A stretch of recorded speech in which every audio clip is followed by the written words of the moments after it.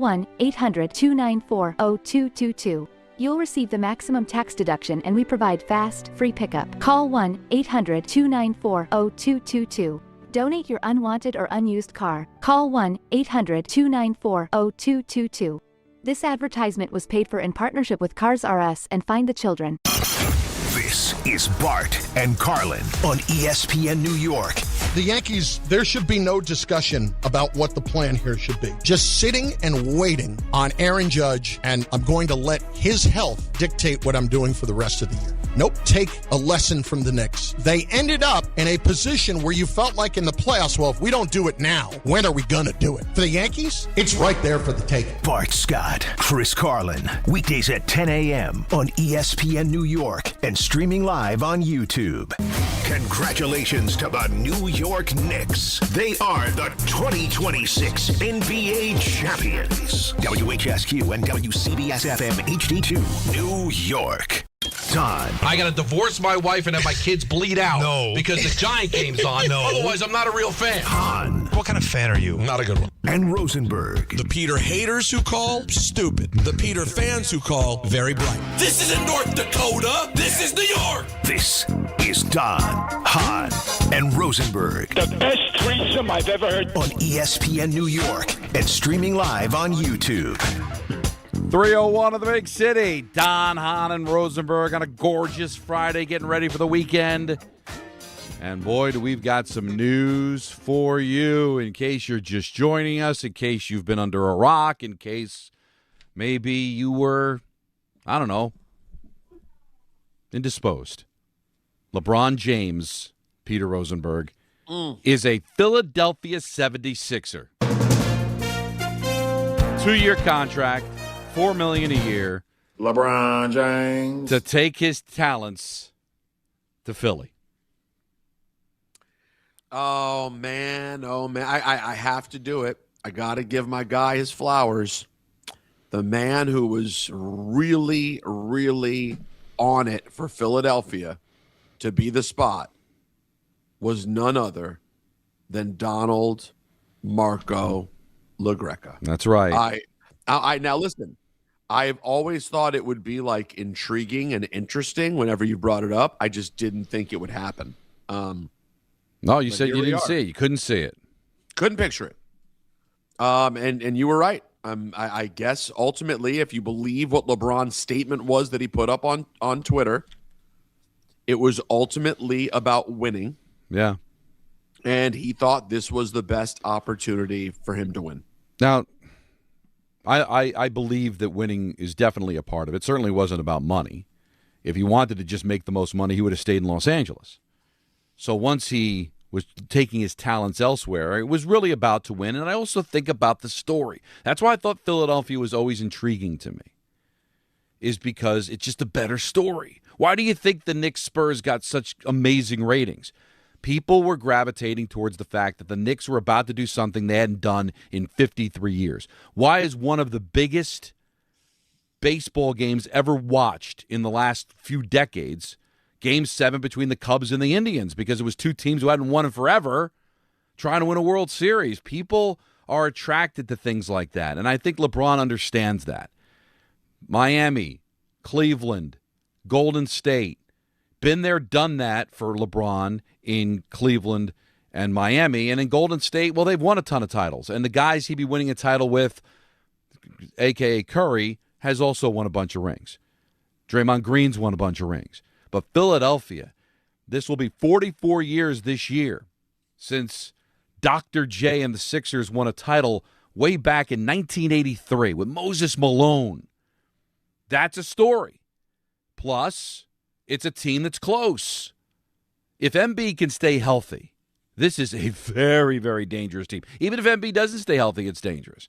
Plus travel, Peter, nobody's ever considered that. You know how much easier travel is going to be in Philadelphia for him than in Miami or Golden State or Minnesota? Forget the West. Travel there is ridiculous. He's got the 41 games at home in Philadelphia. Quick trip to New York, quick trip to Brooklyn, quick trip to Washington, Boston. That's what's great about playing in the East, especially in the Northeast. There's so many teams that are really close by. It just, I thought, Peter, it clicked, it checked all the boxes But the biggest one is big market story. Philadelphia is the fifth biggest market in the country. A chance to win and a chance to end a drought. That to me, it was too dead sexy to ignore, and LeBron agreed. Yeah, I mean, when you add it all up, there's so much that makes it appealing. I think the travel point is a really good one because as an Eastern Conference team based in Philadelphia, between your 41 games in Philly, and then what you're doing in New York, Brooklyn, Washington, Boston, it's pretty damn. It's not too bad. Right, for a 41-year-old that doesn't want to load manage and wants to try to play in every game, that's pretty good to do. Yeah, you're basically up to over 50 games that require you to do almost nothing, right? And then fine, you got your Charlottes and your Orlando and your Miami and you get Chicago, etc. Well, but yeah, not too bad at all. Well, Peter, even though it's in the East, like the problem with Miami, in this case, is that it's still pretty far. I mean, that's a nice flight, Miami to New York. That's a 2.5 hour flight. That's not nothing. And other than Orlando and Charlotte, when you're going up to Boston, Miami to Boston, that's a 3 hour flight. So you cut out a lot of those for a 41-year-old aging body that I think is going to want to play in every game. But listen, we want to hear from you immediately. 1-800-919-3776. We gone from 0 to 60 after longing for something to talk about, and now we've got this to get into, and it be Philadelphia, which obviously it affects the Knicks. Alan Hahn on vacation will join us at 4. Wow. The Yes Network's Frank Isola will join us at 5. So we'll get all the different angles of this. But to me, Peter, the biggest angle is, where does this affect the Knicks? I still think the Knicks are the best team in the Eastern Conference. I still believe they're the favorite. And according to all of Vegas, the Knicks are still the favorite. But guess what? It's Philadelphia that's right there. FanDuel had the Knicks at plus 330 to win the East. All right. Philadelphia's plus 350. They've got a really good basketball team that was good enough without Brown, without LeBron, and with a compromised Embiid to get to the second round. If Embiid's healthy, Peter, I would not be shocked if they went to the finals. Now, well, that's a big if. Your if is doing a lot of work. No, your if is a spliff and it's hot and it's smoking and it's burning and it's doing the work. There's not much left of the spliff because it's been smoked. Because that's a humongous if. But that team is pretty loaded. But I still take the Knicks, but not by much though. Not by much. And I think the sexiest thing about this to me though is what this is going to do for the Knicks-Sixer rivalry. And what a great time to be a Knick fan and get to kind of have this rivalry really get going again. I mean, it's been good, and it's been passionate over the last decade.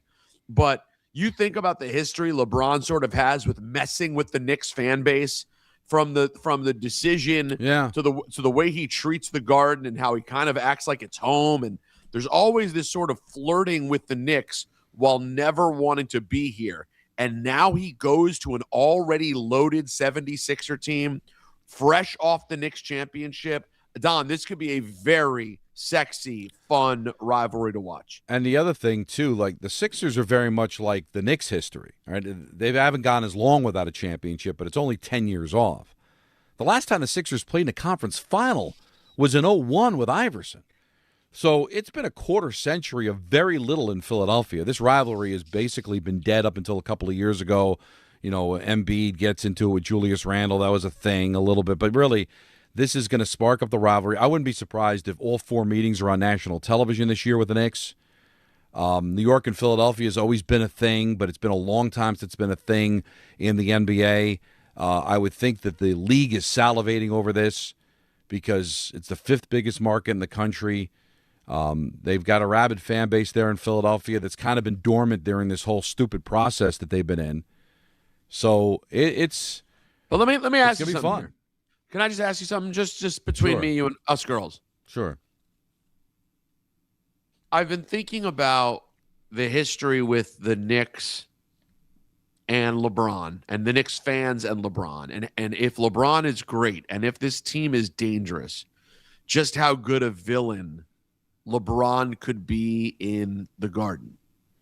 But let me ask you, does a little bit come off of that when you think about the fact that the only reason LeBron is probably in Philadelphia is because the Knicks said, we're all set, no thanks?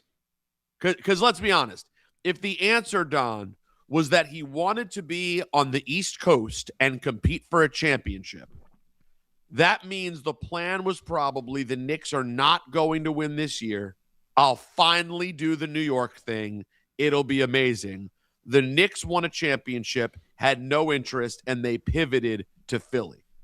Isn't that likely what happened? And does that take a little bit of any sort of anti-LeBron vitriol out of it?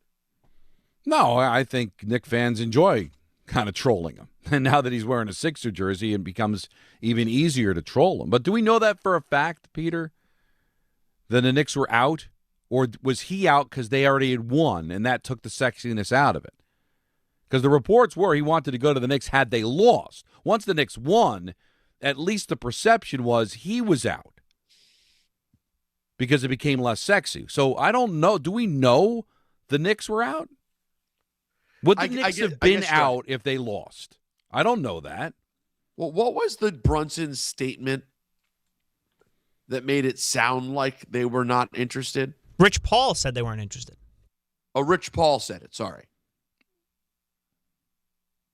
We have it if you want it. Here, let's play it, please. From the Game Over LeBron's pod. Always judged different, though, Max. I understand what you're saying as a fan of the Knicks and as someone who has been around sports forever. But he's just always judged different, and that's a very fragile thing. And he's been a part of championship teams. Here's the thing: he's been a part of a championship team with people coming onto the team. When LeBron comes onto your team, I don't care if you just won a championship. I don't care if you've been the best player. It's different, man. His enterprise value and what he just carries is different. And I respect the fact. Mike Brown knows this. Jalen Brunson would literally have to pick up the phone and say, hey, man, it's no issue with me. It's no issue with me. I don't know if that answered my question. Yeah, it didn't exactly. It sounds very it's very hazy, I think, intentionally. The feeling, or from what I understand, is that he'd want to go there if they hadn't won. But once they won the title, to Paul's point, is what exactly am I joining here? I'm already joining a team that's won a championship. I'm supposed to be the guy to help you get there. You're not supposed to be helping me get there. I'm supposed to be helping you get there. So the Knicks became unattractive once they won the title, and I don't think the Knicks feel any appetite to have him once they've already won it. All right, we have more. I think it's difficult, right? Because the last thing you want to do is mess up something like that, right? The Knicks has a good thing going. That'll be – if the Knicks hadn't have won, there would be no board. He'd be going to the Knicks. He'd be going to the Knicks. Oh, there you go. Interesting. But the fact that they won. I always thought that eliminated them. But the more I think about it, Rich. Well, it's a player thing, Max. So that's why I had that in my head. If the Knicks had lost, and we'll get more into this a little bit later on in the show, but if the Knicks had lost, then that becomes the most attractive. For all the same reasons. It's sexy. The Knicks hadn't won in a million years. Travel's a lot easier. The Knicks would be the much better pick than Philadelphia. But once the Knicks won, well, then that takes all the sexiness out of it. That's not what LeBron's about. LeBron's not Roger Clemens looking for a title and joining the Yankees. LeBron James is supposed to be the missing piece. That's why Philadelphia is so damn sexy, because now he could be the missing piece. So that's why Philadelphia, to me, always made sense. But the Knicks were not. The Knicks were out once they won. Yeah, had they lost, that's what we know. Had they lost, now we're talking about something here, because then it's dead sexy. But especially after what you saw. Now, if he had gone to Cleveland or Miami, then maybe you could say, well, maybe that wasn't the most important thing. He just wanted the comfort of going back home or, going back to Miami where he had played before. But going to Philadelphia, they have what the Knicks didn't, and that is a long streak of not winning a championship. The Knicks got off that line last month. Let's hear from you at 1-800-919-3776. Sam is in Virginia. Get us started here on Don, Hahn, and Rosenberg. What's up, man? Hi, how are you? Good. Hi. So you actually called me out a few months ago about being like a LeBron and Knicks fan. I don't know if you remember. I said the Knicks are my favorite team, but LeBron's my favorite. Yeah, it was odd. It's an odd combination for sure, but it happens. Yeah. Say that I cannot root for the Sixers at all. I had to give up on being a Bron fan. It's just like a weird feeling. I don't really like the fit for LeBron. It just seems like he's ring chasing and stuff like that, and it's kind of hopeful. I feel like it's gonna be looking like Jordan on the Wizards kind of for him. Well, that's not going to be the case because I think this team's got a way better chance of winning than Jordan did on Washington. And I think he's got a lot. Listen, Jordan was very good, played all 82 games, but I think LeBron at 41 is in a better place than I think Jordan was at the end of his career. And thank you for the phone call. You were kind of breaking up a little bit there. But no, you can't. On Fraud Alert Friday of all days, this is the perfect day. I don't care how much you love LeBron James. It's over when he joins your division. And now he's going to be one of the obstacles of you trying to repeat? Imagine the fraud if he tried to hold on to it. Fraud, it's got to be a better word than fraud if you were to keep. Now you're still going to like LeBron? So you think something like stronger than fraud? Yeah, it's beyond super fraud. Well, have you done super fraud? They're very rare. Well, there's just we've thrown out super fraud. Super fraud. The thing that I've never thrown out, Peter, and I hope I never have to, because it's the atom bomb of fraud. Okay. It's fraud. Oh my God. Like fraud is. We've never seen that. It's like it's like getting 2 life sentences. Like there's no getting up. Out. But he didn't touch it. Sounded like he kind of warmed his hands on it just to see what it felt like. Yeah, what is it? Yeah. But I don't. Nobody wants the fraud. Fraud. Yeah, it's just like a little taste, but he stopped in time, It's like you're at the massage parlor. Okay. And you think you're just getting a massage. And all of a sudden, it starts going left. And before you say, hey, stop, you just take a moment and go, well, that feels pretty good. You know what I mean? Yeah. And then you go, whoa. What are you doing here? He gave it more than a second glance. Yeah, he gave it a second, went, hold on, all right. The internet thing with the guy looking back at the girl that walked by, you know that thing? Oh, sure. That's the kind of glance he gave it. He turned around. Yeah. Sat with it for a second. Yeah, more than just his eyes moved. His whole body adjusted. There was movement. Let's go to Billy in the truck. You're on Don, Hahn, and Rosenberg. Hey guys, when I originally called up, I was going to ask if he would have went to the Knicks had they lost, but I don't know. To me, this seems like a big ego thing. Like he just wanted to go wherever would be like the bloodiest ring for him to get, like that. You know how we say, oh, KD's ring is nowhere near worth what Brunson's ring is. I really think he's just he really is just ring chasing at this point. Well, Billy, I think you're on. Billy, it's ego. It's ego chasing. It's beyond 100%. Ring. It's beyond ring chasing. Ring is part of it. He's chasing the story. He is trying to write the last chapter of his story, where he goes to a team that hasn't won in 44 years and finally brings the elusive ring to Philadelphia. And at 41 years old, he wins a championship. First player ever to win 4 championships with 4 different teams. He is trying to develop the ultimate story. And I can't begrudge somebody for if you got the power to do it, I guess you try to do it, don't you? I suppose, yeah. I don't know. To me, it seems a little. I don't know. I don't think he's going to beat the Knicks. I think he's going to be very upset when he runs into Jalen Brunson, but I wish him the best of luck. And as for the first caller, yeah, I did. I am a bit of a LeBron fan. It's not, it's not like I'm watching them in the playoffs and all this and that, but I'd like to see him do well, but that's no more.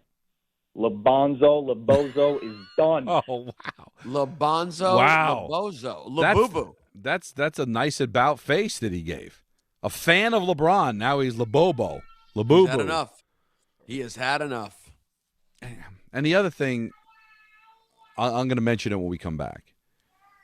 We'll take another call, but I'll mention it when we come back why Philadelphia is also attractive for him for this story. Nick in Woodbridge, you're on ESPN New York. Hey, guys. Thanks for taking the call. Always. I think with LeBron signing, for me, it comes down to, with him going to Philly, like, this is just more about LeBron feeding his ego down. I think you're absolutely correct. And I think about now some of the egos in that Philadelphia locker room, and to think that you have the great Nick Nurse trying to bring them all together to win a championship. I'm good. I'm not concerned. There's only one basketball. They got a ton of talent, but teams like that don't mesh overnight, and LeBron's not getting any younger. So the Knicks are bringing back their starting five. We got our bench pieces.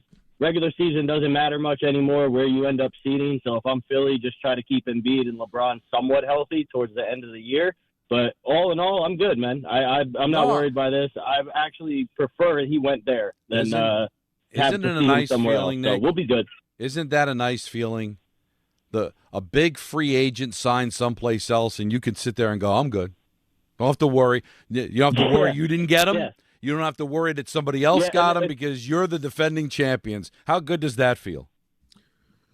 It feels great. And, Don, it's funny, too, because, remember when he left Cleveland years ago, the Knicks made a pitch for him, and he didn't want any part of us. Now he only wanted to come here if he could be the savior. We got our savior. His name's Jalen Brunson. We're good.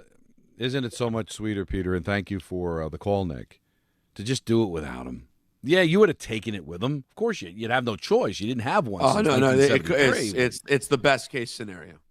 It could not have been better for the Knicks. And think about how sweet it will be, guys, when the most likely thing happens. And I say this respectfully, but honestly. When the most likely thing happens, and that is they do not win a championship. And so not only do you have a title, but the Sixers get Jaylen Brown. They get LeBron. And somehow it still doesn't fall into place. It'll be the sweetest. If that happens, it'll be like winning the championship a second time. But Don, we do have to backtrack on one.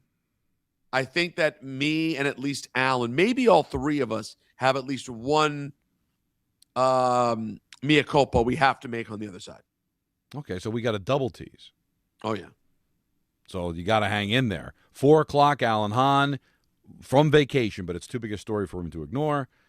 5 o'clock, Frank Isola. We've got Fraud Alert Friday at 4:30. We've got ENN at 6. We're out at 6:30 today. Why? Mets, Dodgers at Citi Field. It's all happening right here on ESPN New York. If you're heading into summer without a medical emergency kit, you're taking a risk most people don't think about until it's too late. Summer colds linger and can turn into sinus infections that last for weeks. Getting sick right now before vacation can derail everything. And when you're traveling, finding a doctor and pharmacy is stressful. That's why I ordered a medical emergency kit. It's like having urgent care and a pharmacy right at home. It includes essential prescriptions like amoxicillin and generic Z-Pak to treat a wide range of common and serious illnesses. So if you wake up sick at home or on the road, you already have what you need. No waiting for your doctor, no hours at urgent care, no pharmacy lines, no copays. Just match your symptoms to the right prescription in your guidebook or call their telemedicine doctor standing by. Start on your meds sooner and feel better faster. Every home needs at least one medical emergency kit. Order yours online in minutes and it's shipped to your door. And save $45 with my promo code 880 at urgentcarekit.com/880. That's promo code 880 at urgentcarekit.com/880. Calling hard seltzer lovers. Searching for the tastiest seltzer? Look no further. Neutral Vodka Seltzer is absolutely delicious. Made with real vodka and real juice, Neutral keeps it tasty with every sip. With flavors like peach, orange, strawberry, and pineapple, there's something for everyone. Neutral. Keep it tasty.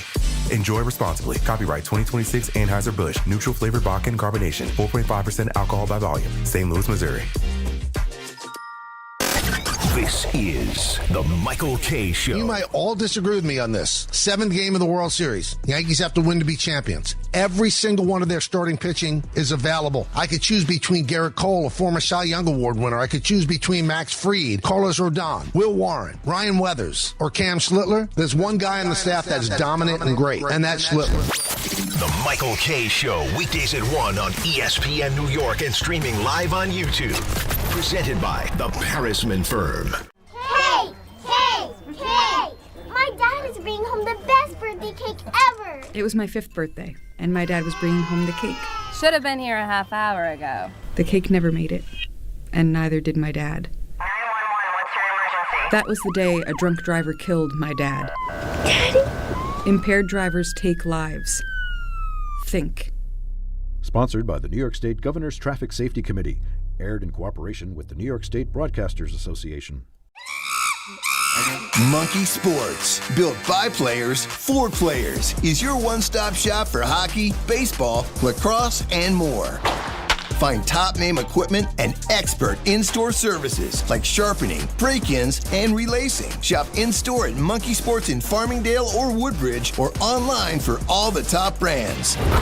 Whatever your sports, Monkey Sports gets you game ready fast. Monkey Sports, where athletes shop. Hey, Yankees fans! Join us at Yankee Stadium on Friday, August 21st, as the Yankees take on the Toronto Blue Jays. And don't miss Cody Bellinger Bobblehead Night, presented by T-Mobile. The first 18,000 guests through the gates will take home an exclusive Cody Bellinger bobblehead. Get here early, grab the giveaway, and cheer on the Bronx Bombers. Tickets are available now at Yankees.com/tickets. And now let's take a look at the traffic with Brandy Scott. Hey there, guys. Good afternoon and happy summer Friday, but not a happy ride out there on the roads, no matter where you're headed right now. Especially tough on the Belt westbound in Brooklyn, picking up a crash over by Bay Parkway. Still not moving much from Flatbush Avenue. You stay packed at the Verrazano on both the upper and lower decks getting into Staten Island. Expressway westbound keeps you jammed heading over to the West Shore. Inbound George, stick with the lower deck if you can. Upper levels still have some road work on the span. Going to run you about 45 minutes from 8095. A bit better from the Route 4 and 46 approaches. Heading over to the outbound George, all of your approaches are packed. Cross Bronx westbound, slam from White Plains Road on through. Outbound Lincoln, your best ride at 20 to 30. Outbound Hahn, run you close to 45. This report is sponsored by Mothers Against Drunk Driving. For victims of drunk and drug driving, your grief is unique, but you're not alone. You always have a place at MAD. Visit mad.org. I'm Brandy Scott on 880 ESPN New York. We all hear the radio ads about the IRS. They tell you to be afraid, to be scared, and they try to frighten you into calling. I'm not here to do that. Tax Relief Advocates is different. TRA is here to tell you that if you owe money to the IRS, whether it's $5,000, $50,000, or $500,000, we have a solution. It doesn't matter if you're sitting in your car, at work, or with your kids. No matter where you are, call now. 800-575-6759. Don't lose hope. TRA can eliminate or reduce what you owe to the IRS. Generous programs are now available that can give you a fresh start. Our passion is taxes and helping individuals fix their IRS problems. We have over 1,000 five-star reviews on Google and an A+ with the Better Business Bureau. You don't need to be afraid of the IRS any longer. End your tax nightmare today by visiting us online at TRA.com or call 800-575-6759. That's 800-575-6759. Tax Relief Advocates. Real solutions for real people. All right, so the rare double T's on Don, Hahn, and Rosenberg here on a Friday. I'll go first because I think yours is probably better, Peter. And that is, again, I can't speak for a Philly fan. I don't know. I don't think it'd be championship or bust this year. Like if LeBron had gone to the Knicks, if they lost to the Spurs, well, you better win a championship. Just lost to the Spurs. Like, if Philadelphia lost in the conference final, would they look at it as a failure? And then the second year, they get to the final and lose to the Thunder or the Spurs.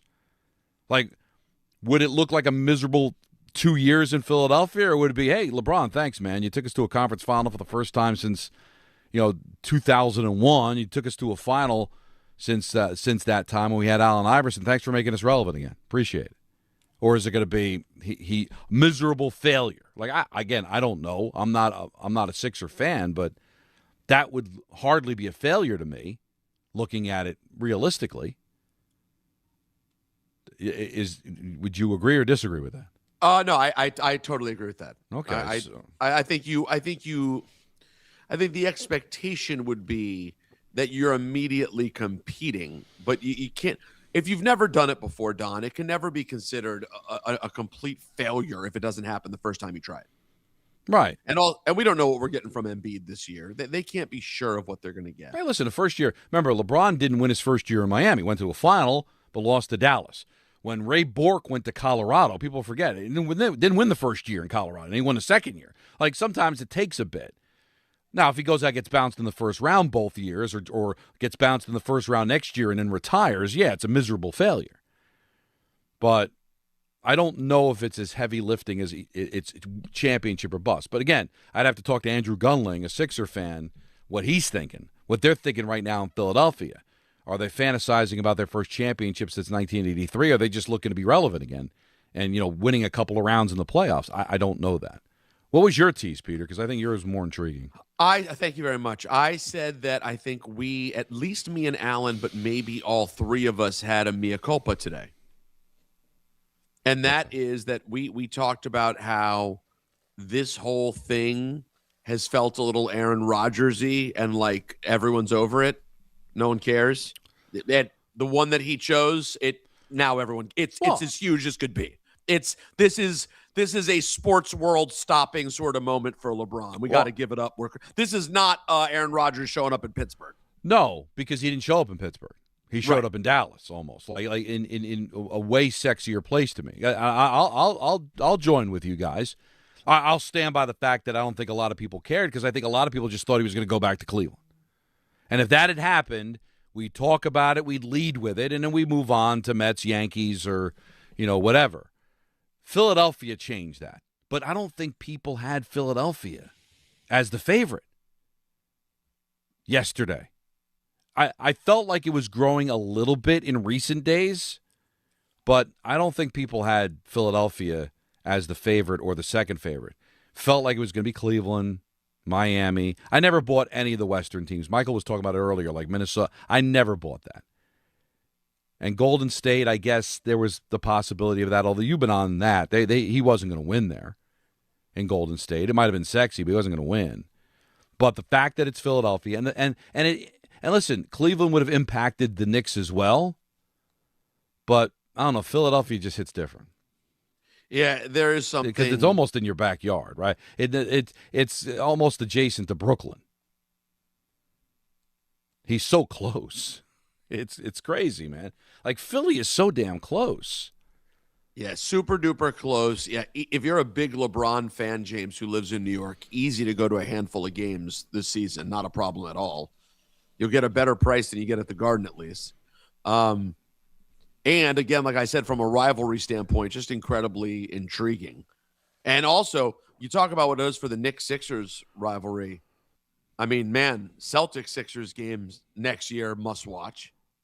I do wonder about how Jaylen Brown feels about this. Apparently, obviously, Philly wasn't a serious choice potentially until Jaylen Brown went first. But you still wonder, Don, did Jaylen Brown know that?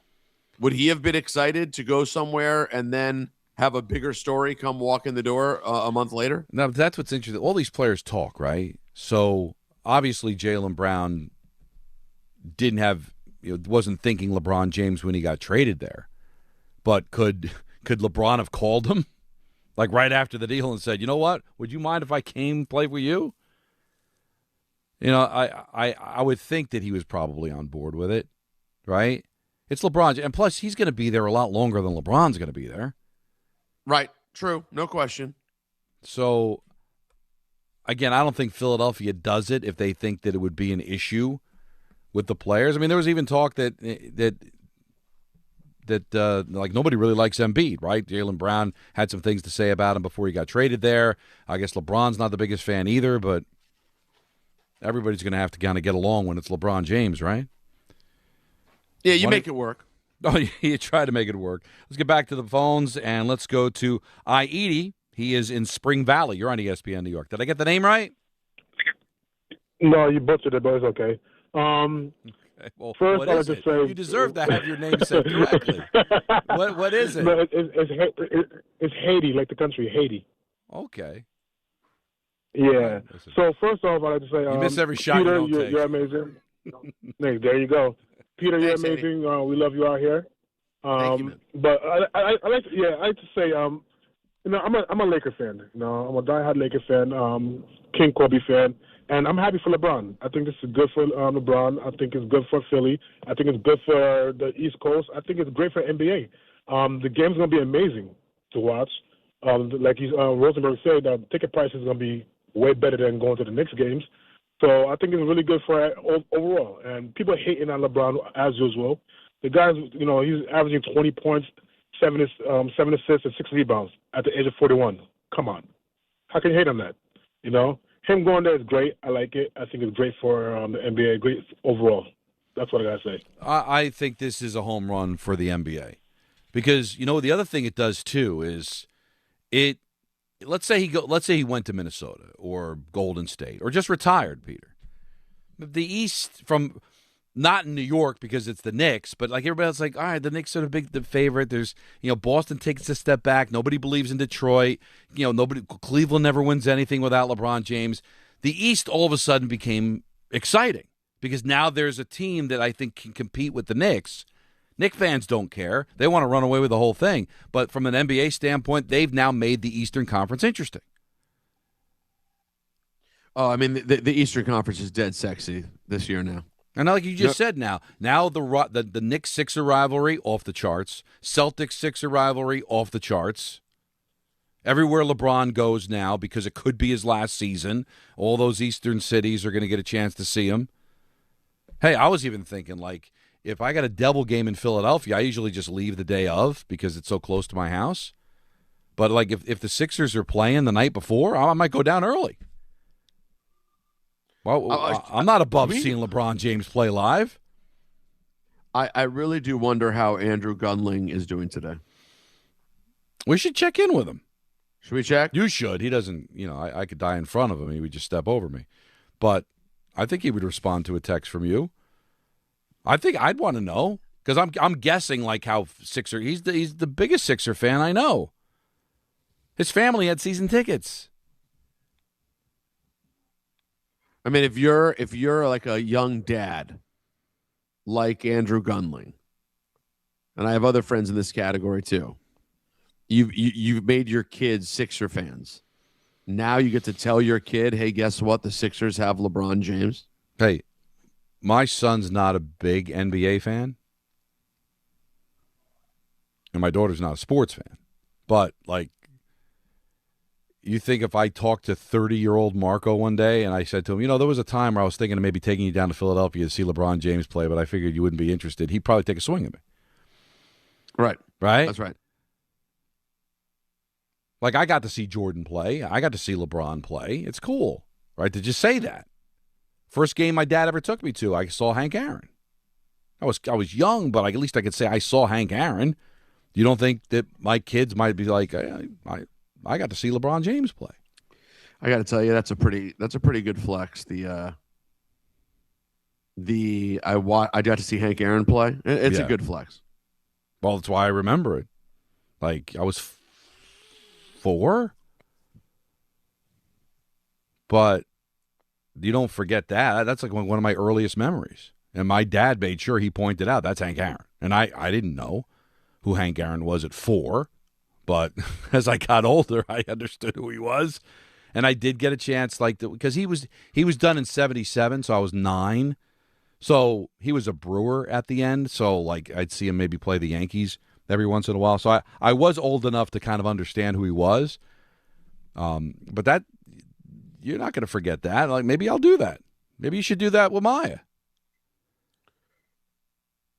Yeah, right? I mean, if let's see, it's 2 years. So if this year, you mean just to be able to say she saw LeBron play? If you went in February, or March, towards the end of the season, and she's 2. She's not going to remember, but you could tell her, oh, by the way, when you were 2, I took you to a Sixer game and you saw LeBron James play. Not bad.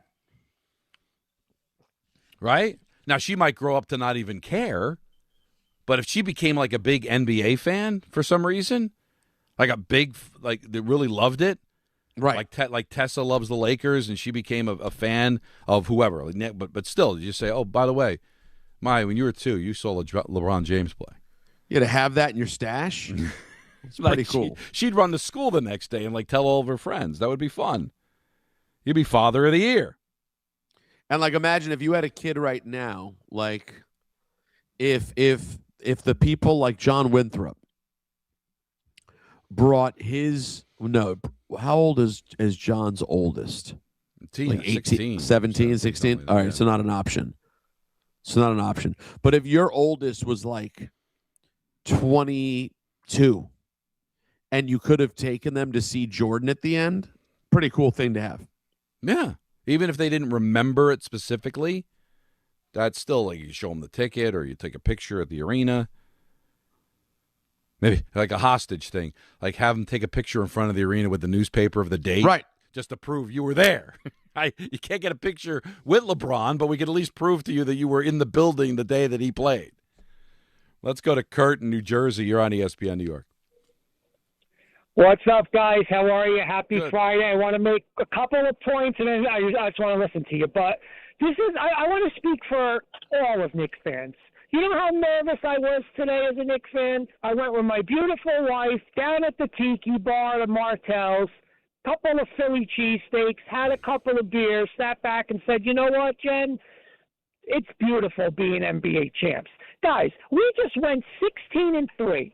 We beat Philly so bad in 4 games, we took over their building. And now we're going to be afraid of Jaylen Brown and a 40-year-old LeBron James? Listen, we got Bridges, shuts down Maxey. OG will shut down whoever he wants. Cat was Embiid wanted no part of Cat.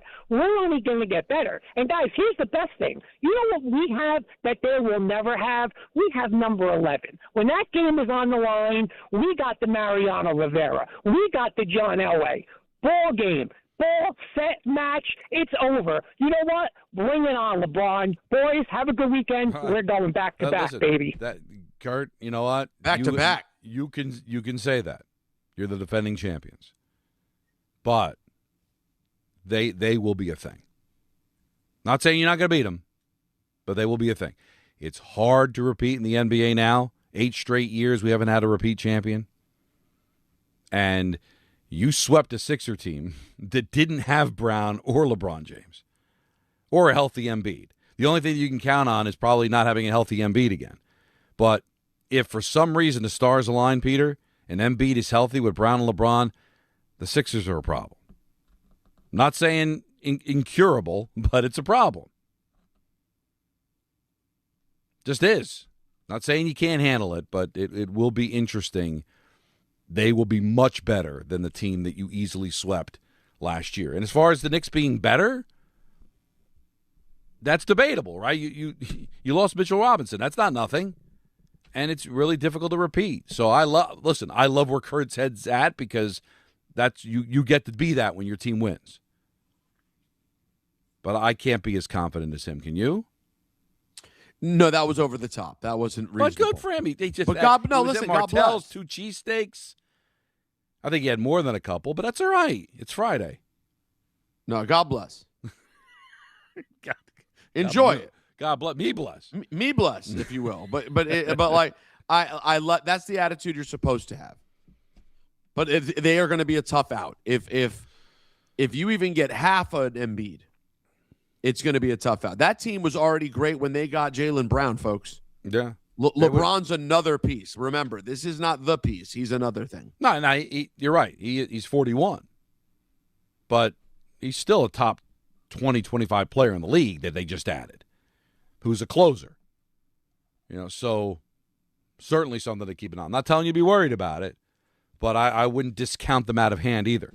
1-800-919-3776. 4 o'clock, we'll be joined by Alan Hahn. He's on vacation, but he wanted to chime in about LeBron James to Philadelphia. 4:30, we've got Fraud Alert Friday. 5 o'clock, Frank Isola from the Yes Network, 6 o'clock ENN. Then 6:30, it's Dodgers and Mets on ESPN New York. Mornings with DiPietro and Rosenberg. If the Giants start out the season 0-3, forget it. What's going to happen to 65 or sooner? We'll kill it. Gets a little adversity. You have a 5-year plan that after 3 weeks you're going to punt on. Yeah, I can't handle 0-3 again. Maybe it's a 10-year plan. 70 or sooner. But that's not going to happen. No, that's not going to happen. No, how could it? No, it's not going to.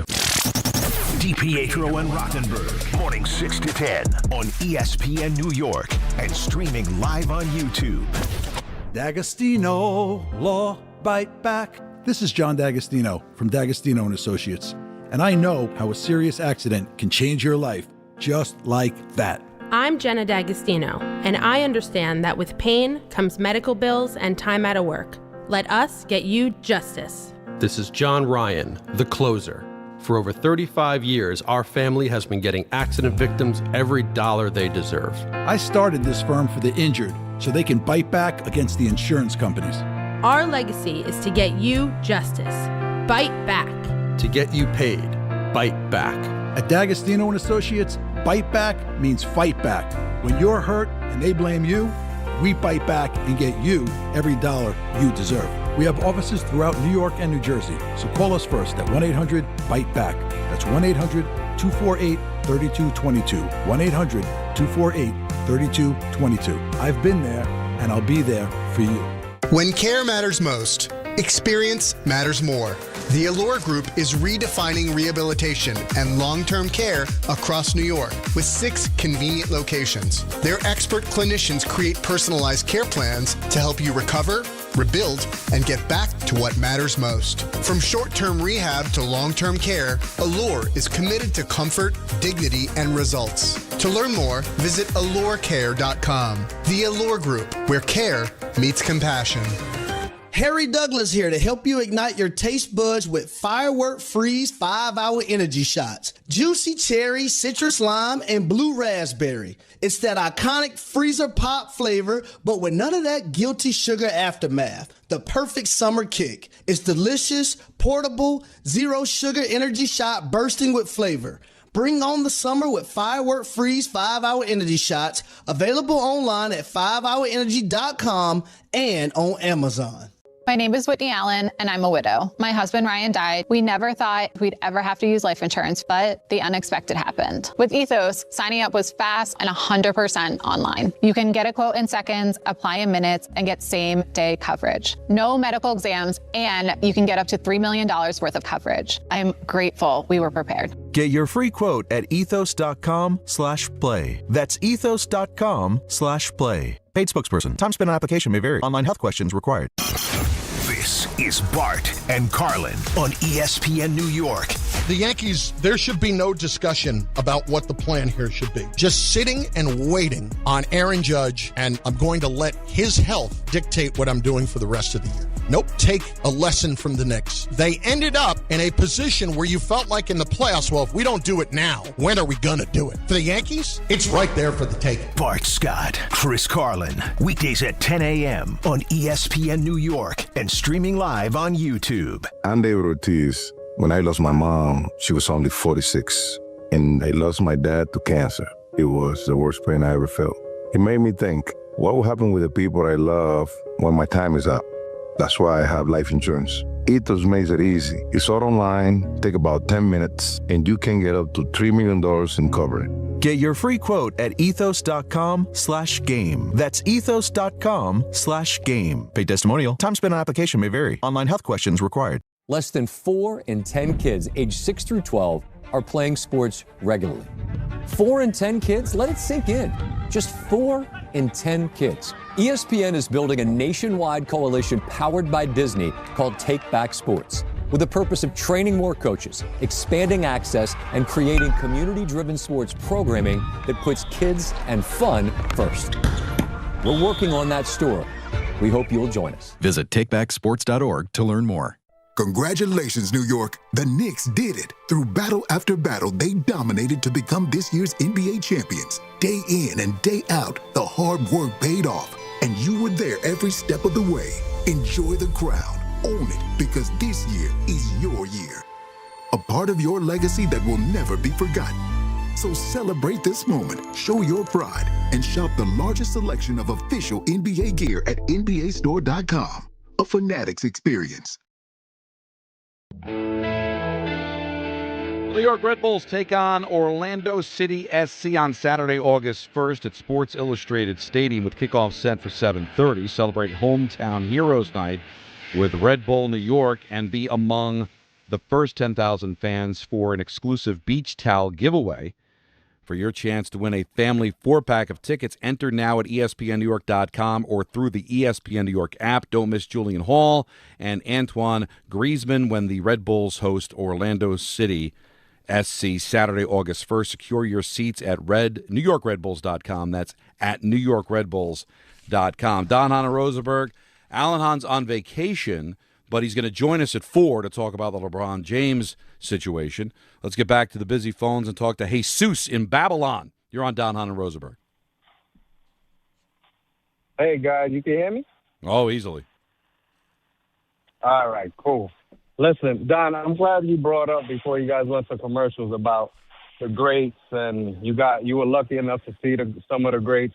And I feel the same way with LeBron. I feel like a lot of people, the callers really kind of annoy me. My little cousins annoy me. My brother annoys me. He's a Celtics fan. And they all LeBron haters, and they're just like, oh, he's just chasing the rings. Oh, this is just for whatever. They're just the LeBron hater talk, and I just hate that because I'm a 42-year-old man. I was born in 84. I saw Jordan play. I hated Jordan because he used to be my Knicks. But we already got the win. We already got the championship win. Does that make me a fraud, Don, if I want LeBron to win a ring with the Sixers?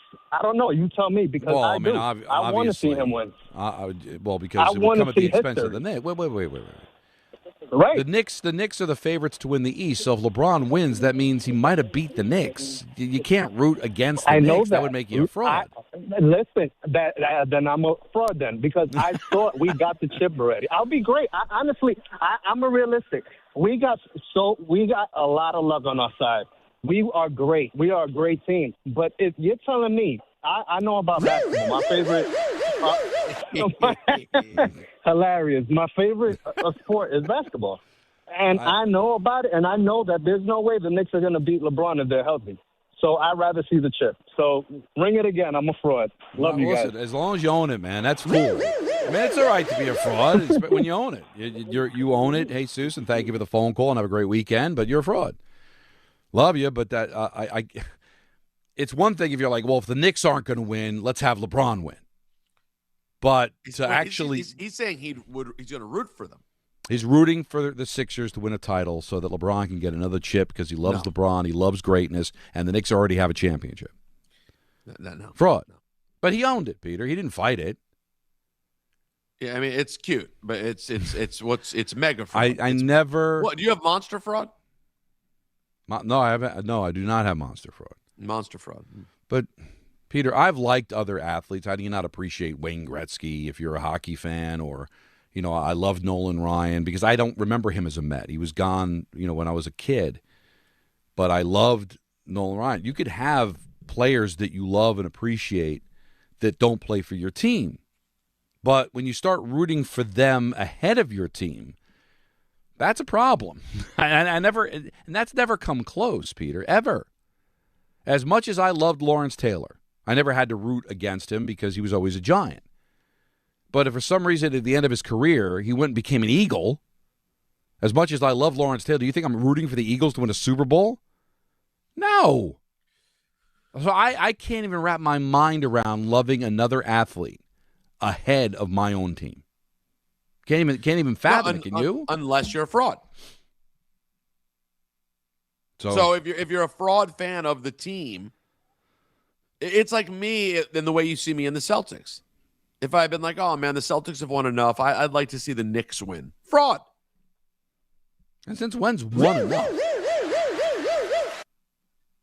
50 shouldn't be enough, but one's enough. I mean, listen, people are high right now. Well, and we are the show of high. I don't think Jesus was high. Or I'll say this.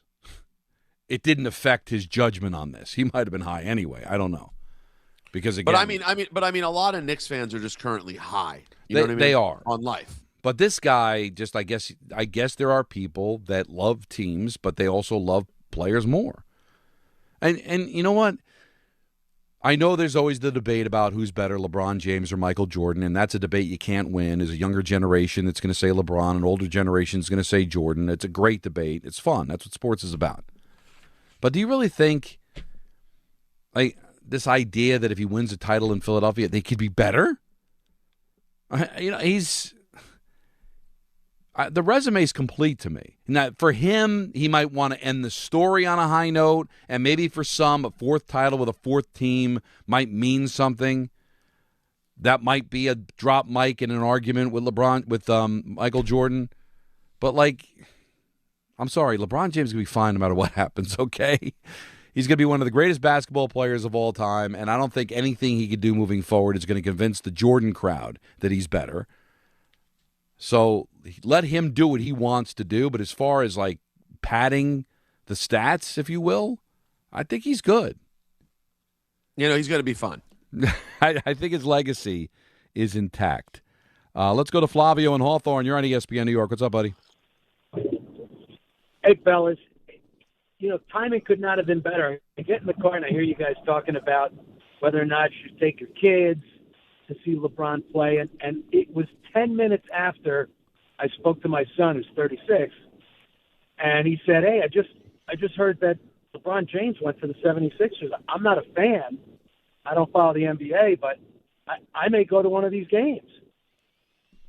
And he's one of those guys. I'm not a big LeBron fan. I am a Michael Jordan fan. But it's his last go-round. It's going to have a farewell game everywhere he goes. And I think if you get a chance to go, this is the chance to go. Go see him play anywhere. Well, I feel exactly the same way. And Flavio, I'll talk to you on Sunday. He's got a podcast. I'll give you information on it a little bit later on. But I appreciate the phone call because we're up against it. When I used to do the K show from the trailer at Yankee Stadium, Peter, when we were on Yes, and they wanted me and Michael to be together before you joined the show, and even after you joined the show, I was there. The last home game that I was going to be at the trailer of Jeter's last year, I made sure I stayed and went and watched the game because I'm not a Yankee fan, but it's Derek Jeter. It was the last chance to see Derek Jeter play. Like, why wouldn't you, if you had the opportunity, why wouldn't you take advantage of that? I mean, Don, one of the greatest players of all time. Why wouldn't, if my last chance to see him, I wanted to take the advantage and do it. Don, I went to Fenway. Saw Jeter's last game. Right. Went up to Fenway for the moment. It was awesome. I did not see Kobe's last game in L.A., and I knew that wouldn't be possible. But guess what? Drove to Boston, went to Kobe's last game in Boston. Like, when the true all-time greats are wrapping it up and you've gotten to watch their whole career, it's hard to not want to take it in. Yeah, of course. In any way, if you're a sports fan. Yeah, because I think that's just part of forever. There's certain players that are going to be remembered forever, and you could say, I saw them play. Just like if I meet an older person that says that they saw Mantle or they saw DiMaggio, if they're a certain age, I don't think there's anybody left that saw Ruth, but if there were when I were younger, you don't think I'd pull up a chair and want to find out what that was like? I mean, Michael saw Ruth play. Late, and it was late. He wasn't the same. It was very late. It wasn't prime Ruth. Right, he was a beat reporter. Yeah, it was. Well, yeah, it was. He was actually still a Fordham. Yeah, that's what it was. He was. He was still Fordham, but it was late Ruth. He's trying to get an interview for WFVU. Yeah, he tried to get an FVU interview. Close. And Ruth was in the middle of eating a hot dog, and they had a conversation. FUV. I'm sorry. Whatever. It was a nice attempt. No, you can say whatever. I don't get to say whatever. Yeah, I guess you can't. Good for you. No, like I had a conversation I was taking Declan to camp this morning, my nephew, and he confused Hank Aaron with Willie Mays. He's only 10. By the way, that is, for a 10-year-old, not only is that not a bad accident, I'm impressed by confusing them. Right. That's good. He thought that Willie Mays was the home run champion before Bonds and not Hank Aaron. Got it. Okay. No problem. And I corrected him. He's like, whatever. I said, no, you can't. It's not whatever. Okay, you can't say that to somebody. Oh, Hank Aaron, Willie Mays, whatever. You're going to look like an idiot. Don't just say. Now you went from being I was impressed that you made the mistake to now you sound foolish. Yeah, stop it. I mean, no, it's not whatever. It's definitely an ever. So come on, whatever. That was not what I wanted to hear this morning, so I had to straighten him out. Alan Hahn from vacation. I'm right in the middle of the vacation because he's off next week too. But he's going to join us on the LeBron James situation. Fraud Alert Friday at 4:30. Frank Isola at 5. ENN at 6. We're jam-packed today on a Friday. Don Hahn and Rosenberg, ESPN New York.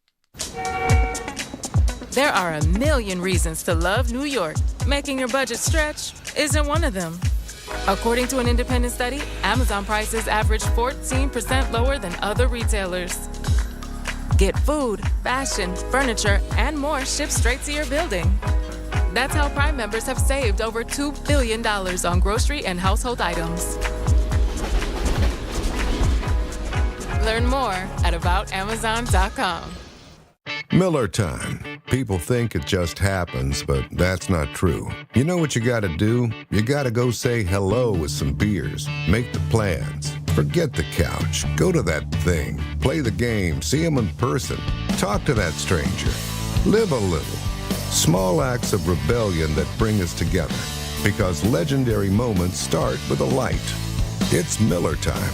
Celebrate responsibly. 2026 Miller Brewing Company, Milwaukee, Wisconsin. Hey, it's Alan Hahn. At Rings End, they're there to help realize your modern design visions. That's why they partner with Marvin. Engineered for big ideas, Marvin Modern Windows and Doors deliver effortless elegance, expansive views, and industry-leading innovation, all in a modular system designed to meet the exacting principles of modern architecture. Experience Marvin Modern at a Rings End showroom today and create something stunning with them. Rings End is a certified Marvin installing retailer. Summer's here. People are outside walking more, traveling, going to games, barbecues, the beach, just enjoying life. But if you have joint pain, sciatica, or back pain is still holding you back, you don't have to live like that. I'm Bart Scott, and Dr. J. Shaw at Sandwell Pain is the real deal. Ivy League trained, double board certified with non-surgical treatments that get real results. No cuts, no downtime, no pain medications, just a smart, targeted approach that gets you moving again. Same day or next day appointments are available. Go to SandwellPain.com. Don't let pain steal your summer. Do you owe back taxes or have unfiled tax returns? The IRS won't quit until they get your money. Here's great news, fresh from those in the know. Major changes have happened at the IRS. If you owe more than $10,000, you may be eligible for a 99% reduction of what you owe. Haven't filed a return for a while? Their happy clients are talking. The IRS was going to levy my bank account, but Guardian was able to prevent that and fix all my IRS issues. Thanks again, Guardian Tax. Need relief from crushing tax debt? The IRS now has special programs. Guardian Tax knows all about them. Personal or business, this is the fresh new break you've been hoping for. We aren't the company you call when you need a hug because you're scared of the IRS. Guardian Tax is the company that wins when you need it most. Guardian Tax Service is really great to work with. They really help me out. I'd recommend them highly. Call now for a free confidential consultation. 800-505-4169. 800-505-4169. 800-505-4169. 880 ESPN, WHSQ, and WCBS-FM HD2, New York. A Good Karma Brands radio station. 4:03 in the big city. Don Hahn and Rosenberg take you up until 6:30. Then it's Mets baseball. Mets and the Dodgers from Citi Field. Time now for the weekend weather report, which is brought to you by Neutral. It's going to be a beautiful weekend, big time. We're looking ahead to the shore. You want to definitely be down there for that tomorrow because it's going to be sunny with a high of 78. And Sunday, some clouds, but a high of 81. That was your weekend weather report brought to you by Neutral. Keep it tasty with Neutral Vodka Seltzer, made with real vodka and real fruit juice. Enjoy responsibly.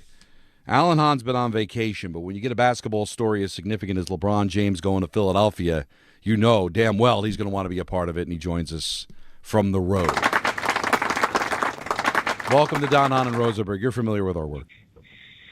Yeah, I love the show. It's a great show. It's actually exceptionally better this week than usual. How why is that? Dan? Stop that. We miss you. No. Peter says hello from beyond. I think he'll be joining us shortly. No. Oh, there you are. Oh, no. Is that a drop? That was probably a drop. Sure. Okay. Yeah. I've been saying it. Again, I'm not hanging on the rim because I didn't predict it, but I said I thought the sexy option would be Philly. You and Peter didn't think so, didn't think it was going to happen, and here we are. He's a member of the Philadelphia 76ers. Your thoughts? Yeah, I'm disappointed. That's my first thought is I'm disappointed because I was kind of looking forward to just the spectacle of LeBron and Steph Curry. I know everybody's going to roll their eyes at that, but for me as a NBA guy, basketball junkie, just that would have been fun just to see what they could do with it, the Expendables. But, it wasn't going to be. What you said about him wanting to go to Philadelphia was about the idea of winning a championship in a place that hadn't won in a long time and leaving an impact. You were right about Philadelphia being a best option for him. I don't know if your reasoning, though, is accurate, and here's why. I think what we've learned about LeBron is that he had it in his head that before I retire, I'm going to go play in New York. I'm going to go live in New York. It'll be good for business for me to live there, be there full time, and I'm going to play for the Knicks at the Garden, and I'm going to help them win a title because they're close. And then they won a championship. And he even admitted that once they won a championship, there's not much I can do. I'm not going to help them now. And so he still wants to live in New York and follow that plan. And it sounds like that's what he's going to do. J.J. Redick did it when he played for the Sixers. He lived in Brooklyn. Yeah. And he would commute down to Philly regularly. It's really not and that word difficult. is LeBron. And for LeBron, when you can have a helicopter at your service, it's about a 45-minute trip. It's not that bad at all. In fact, he'll probably get to Philly faster than I can get into our office half the time. But what it turns into, Don, is for him an opportunity to still do what he wanted to do, which is be in New York, but instead of playing for the Knicks, which now for him probably it just didn't make sense for either party. He can still play for a team that's going to be very competitive. They're going to play in that building twice in the year and be on a team that does have a chance to be a formidable team that would be certainly in the conversation of winning the East. So that's why it all made sense to do that. I think there's a lot of boxes that it checks. Yep. I still believe that even though maybe it's not as major a reason, it's the sexiness. We saw how big the ratings were for the Knicks. A lot of that had to do with the fact they hadn't won in 53 years, and similar situation, it'll be 44 for the Sixers. But the other thing, too, Alan, I wanted to get your thoughts on that, is the travel.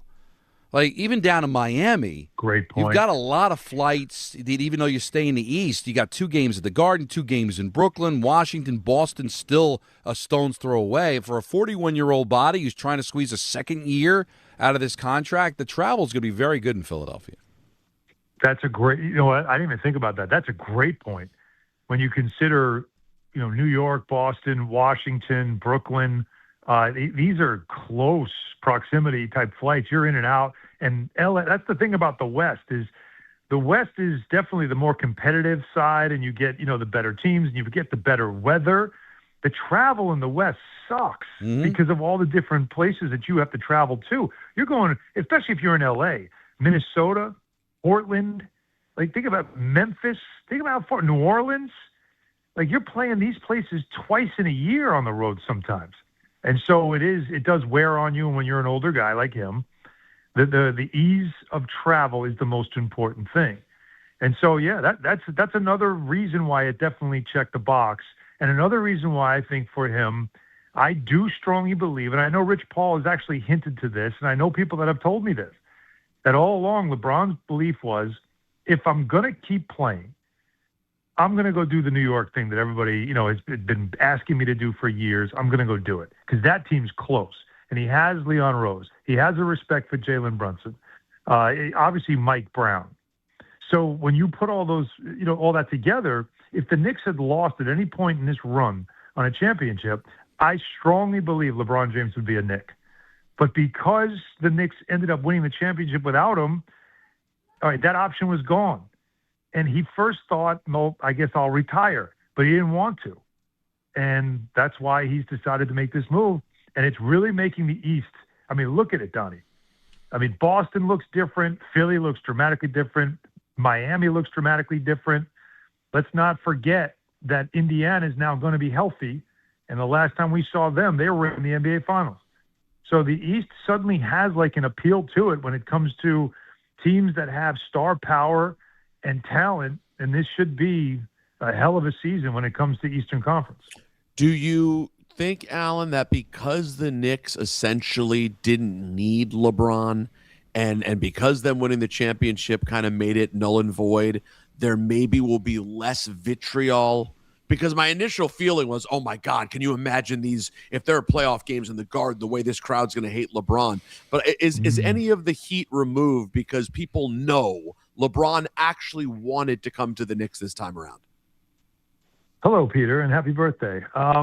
Thank you. Yeah, I don't think you're going to get the same reaction if he had turned down the Knicks one more. You know what I mean? Like one last time, said, "Nah, I'd rather go to somewhere else." Then I think it would be pretty ugly. I think LeBron's going to hear it in Miami and in Cleveland. That's where I think he's going to hear it when he goes to play there. I think those two places are both going to feel a way that he chose to go to Philly instead of either back home to Cleveland or back to Miami, you know, where you had a chance to win one more and they were trying to put something together. He might hear it more there. Here in New York, I don't think anybody's going to give a damn, honestly. You know, look, it's still LeBron, so you're still going to get the visceral response that he's going to draw, but I don't think there's that anger that it used to be, because I think if any Knicks fan out there has to feel the satisfaction of knowing we didn't need you to win. And all this time we thought we did, but we didn't. And that's, I think, going to take away a little bit of the sting. But it doesn't mean that these games, I mean, boys, I think opening night's going to be Sixers at Knicks. Banner raised, LeBron there, make Jaylen Brown watch it. I you know what I mean? Like that's the drama. If you're ABC, that's what I want. I want that for opening night. And so I imagine that's going to be the game that we get. Talking to Alan Hahn on vacation, joining us on the LeBron James to Philadelphia story here on Don Hahn and Rosenberg. All right, so where does Philadelphia sit now? I still think that the Knicks are the favorite. They are slightly. I think it was a plus 330 for the Knicks, plus 350 for the Sixers. But, you know, there's a team that made it to the second round with a compromised Embiid, no Jaylen Brown, no LeBron James. You add those two factors, and I guess the possibility is as slim as it may be of Embiid staying healthy. How big of a problem is Philadelphia for New York? They're a big problem. They definitely are. Embiid is a bigger problem for the Sixers than he is for the Knicks. I just feel like that's the biggest story to watch. Like, I'm wondering, look, we all know LeBron James and his low tolerance for BS, right? Like, we've seen him say to Kevin Love, fit in or fit out. Jaylen Brown, as we know, is another guy, too, that is not afraid to share his opinions publicly. Do you think by Thanksgiving they've had enough of Joel Embiid and his antics of, I'm in tonight, I'm not in tonight, I don't feel like practicing today? Like, how are those two? Like, because, you know, Tyrese Maxey's a young kid. Right. He's going to keep it to himself. Paul George was a pro and a vet. He didn't really say anything. But I'm telling you, man, these two dudes, you think they're going to put up with that crap? That's going to be the biggest thing to watch in that town. But that all being said, they have the best starting five when it comes to the East as far as talent goes. There's no question about it. The Knicks have the most experience and chemistry, which I think that stuff always weighs more than talent. And so that's why I'd still put the Knicks ahead. But I think the Sixers are right there, man. And the biggest question is going to be, as it was during the playoff series, what does their bench look like? Because the Knicks bench beat the hell out of the Sixer bench in that series. And that was a huge factor. And I don't know if they've got a bench that can really handle what the Knicks can bring. And you got to get to May or April with a team that Embiid doesn't stay healthy and LeBron James is 42 years old. So that's the other part to watch as well. But on paper, yes, they're right there. I'll say this, though. If One of the reasons I like the East so much more than the West was that if you go to the East, whether it had been Cleveland or Philadelphia, one little thing breaks your way, and you all of a sudden are the favorite to come out of the conference. And I think that is still the case. And I think even, Alan, if they didn't get a fully healthy Embiid, which we know is so unlikely, if God forbid someone at the top of the Knicks went down, all of a sudden it's the Sixers conference to lose. Yes. So, and that's the gamble absolutely. That's the gamble that you always go with. It's why in the West, you've got to also be that way. If you're Denver and you're Minnesota, I mean, you're looking at OKC and the Spurs, and you're saying you're one injury away to open the door for everybody else. That's what you're kind of hoping for. Anytime there's a year where you've got like the one just runaway favorite, the biggest equalizer is health. And in the NBA, as we've learned, all it takes is one injury to turn the fortunes of a team. Look what happened to OKC. I mean, they lost Jalen Williams, and that changed everything for them. It was easier to guard SGA. Chet couldn't do it. And so the Spurs were able to beat them because their second most important player, who was an all-star, just could not physically play in the series. And you can't tell me, even though it went 7, you can't tell me that wasn't a deciding factor when it comes to the Thunder. So here in the East, same thing. The Knicks have played, guys, a lot of games in the last 2-3 years in the playoffs. Remember, they went to the conference finals the year before. They went to the NBA finals. Now, they haven't played a lot of games. They swept a lot. They didn't have to play. They only had to play 19 games. But they still have had to play late into a summer twice. Yeah. How much does that wear on you when you're a team that's now hitting 29, 30 years old? And the NBA Cup, too. Don't forget that. The extra game, no question. Not just the extra game, but they wanted to win that. You know, when everybody else is taking a break, they were breaking their backs trying to win that title.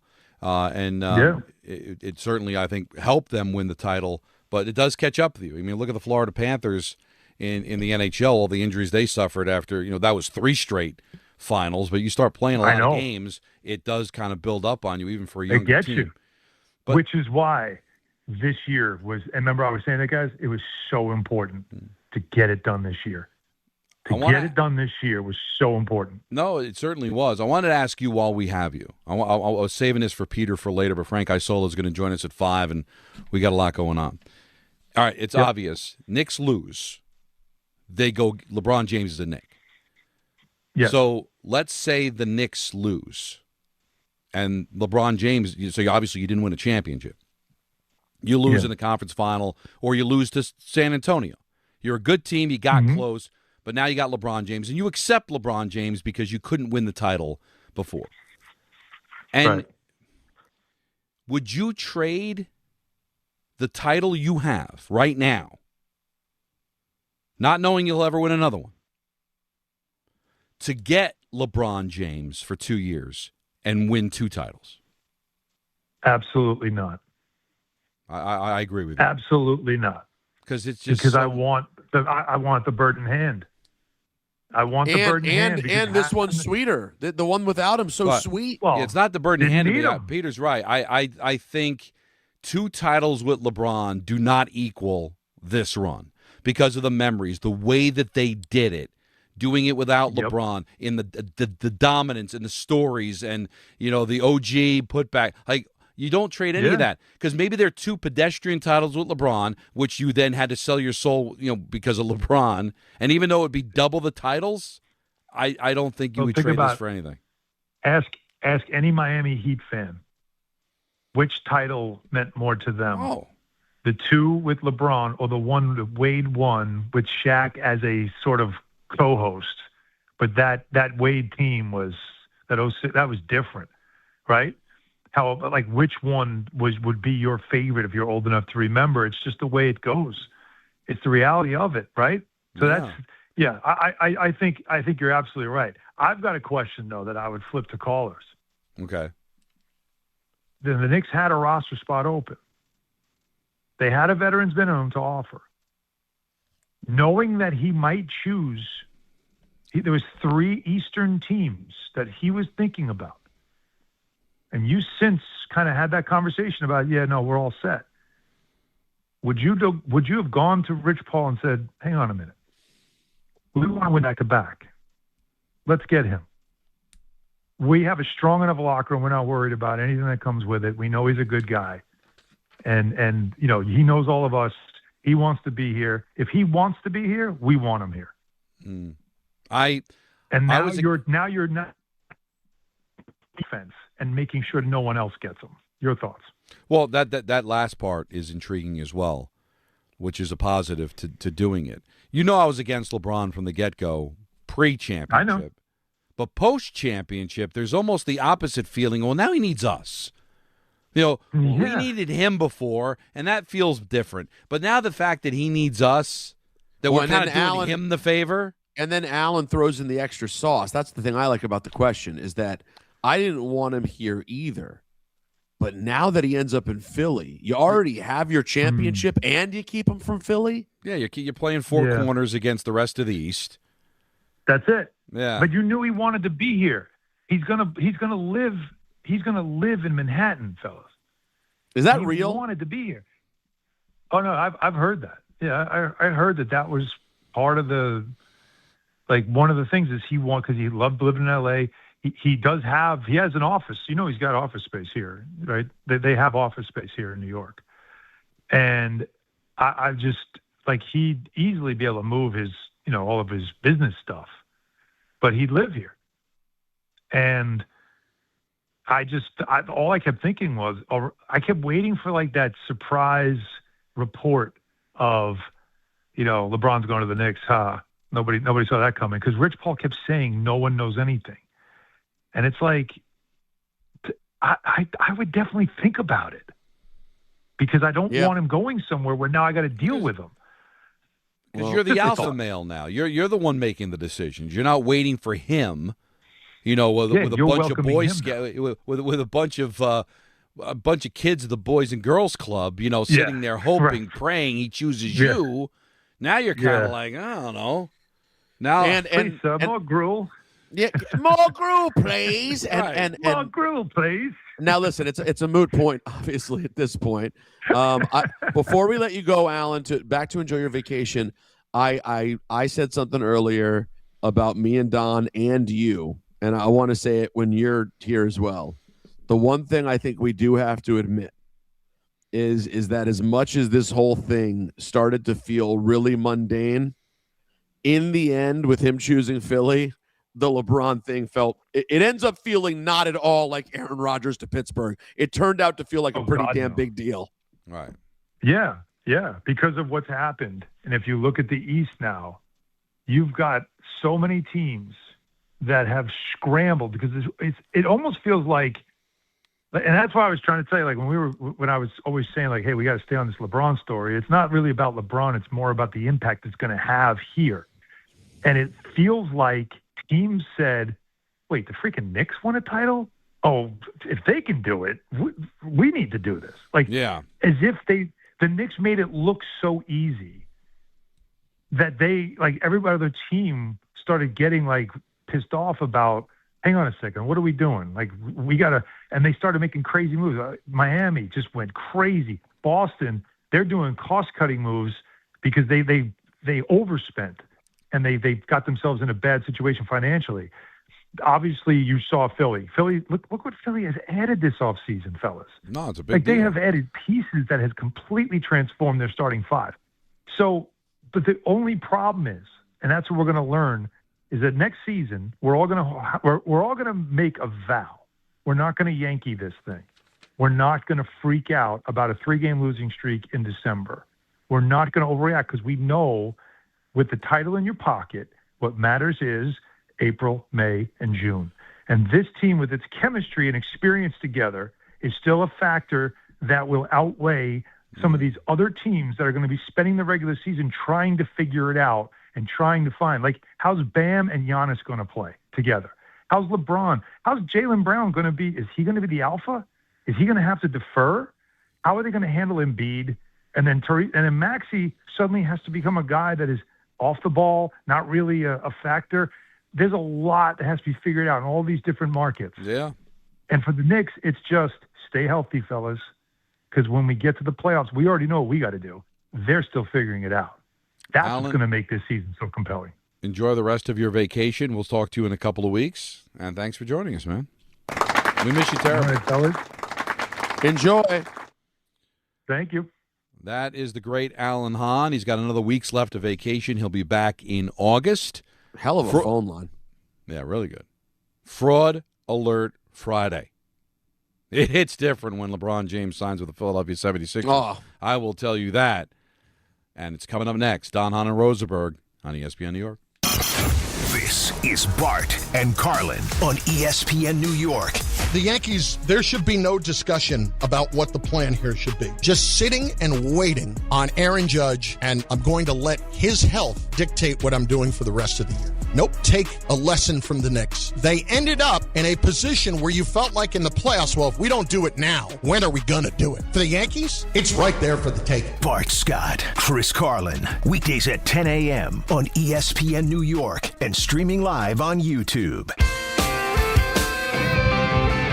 1-877 Cars for Kids. KARS Cars for Kids. 1-877 Cars for Kids. Donate your car today. 1-877 Cars for Kids. KARS Cars for Kids. 1-877 Cars for Kids.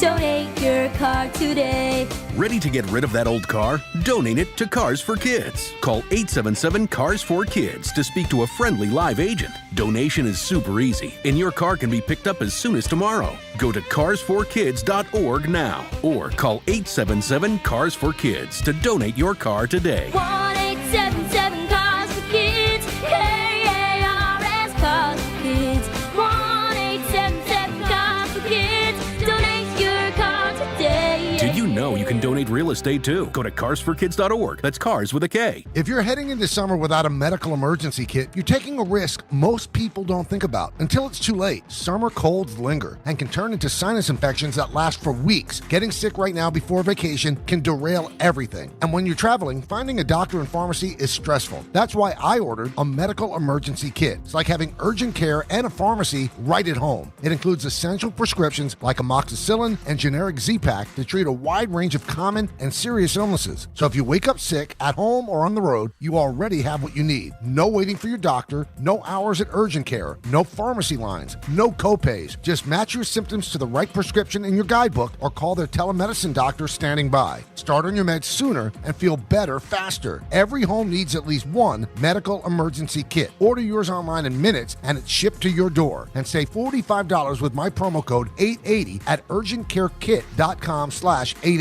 That's promo code 880 at urgentcarekit.com/880. Hi, this is Don LaGreca. Just like the New Jersey Devils bring intensity on the ice, Viking Pest Control brings the same level of protection to your home. And I know because I use Viking at my own place. The season may be over, but pests are always in play. So it's time to lock in your off-season defense. As the pest control provider and proud partner of the Devils, Viking delivers 45 years of trusted experience to keep ants, cockroaches, stinging insects, rodents, mosquitoes, and more out of your zone. And when you bundle pest control mosquito services, you score big savings. One call, one company, total peace of mind. Visit VikingPest.com, protecting your home inside and out. Right now, police are stepping up patrols to make sure drivers and pedestrians obey our crosswalk laws.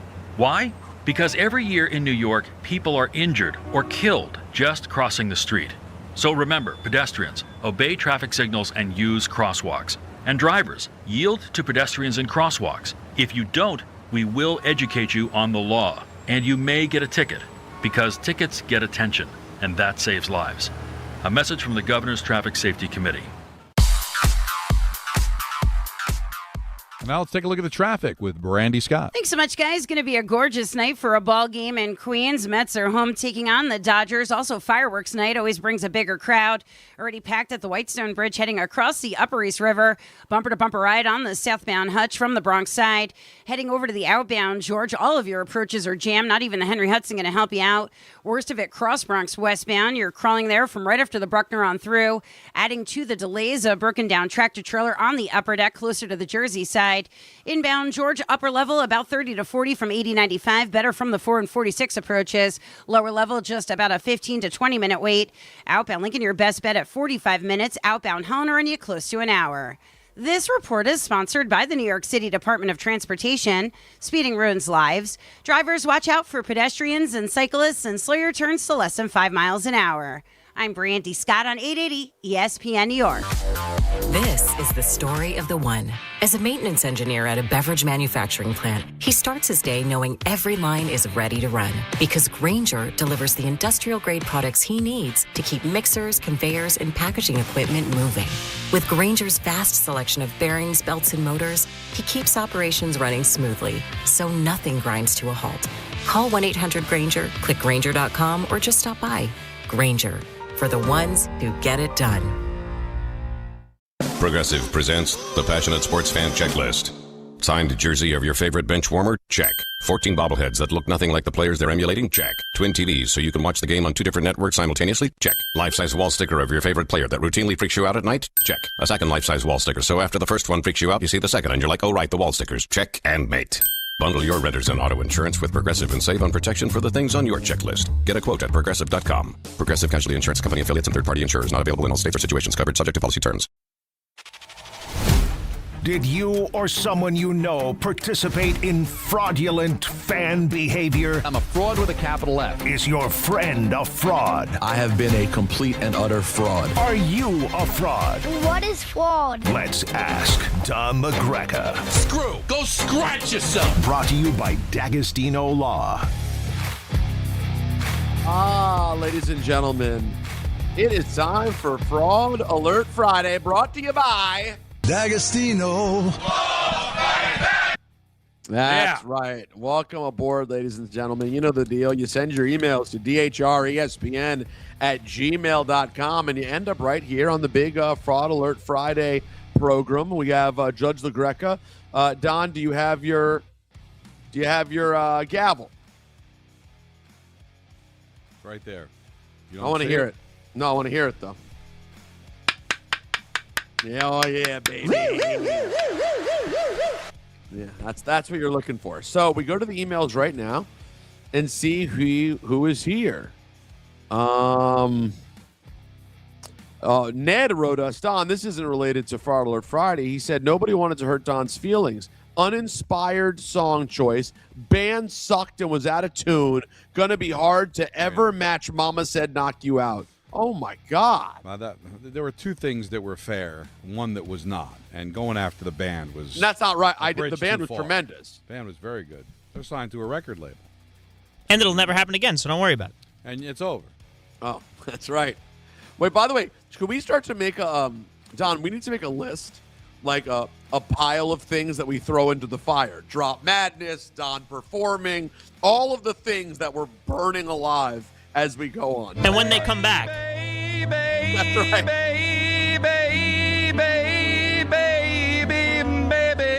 Maybe. So we'll just keep throwing things in, and then we'll turn around and look to throw something else, and there's nothing else. That's right. We just threw everything out. All right, let's keep going here through the many emails. Email. It was unfortunate, but it felt like it had to be read. Your Honor, I don't know if it was ever been brought up before, but Spike Lee, a fraud Yankees fan, this is a video from Fanatics Fest, and at 6:15, Spike digs himself quite a hole. I look forward to you hearing it. We don't need to watch the clip from Fanatics Fest where he spoke on a Yankee panel. Don, we've heard the story of Spike Lee, and I think you've decided that while he's the ultimate Knicks fan, he's a complete Yankee fraud.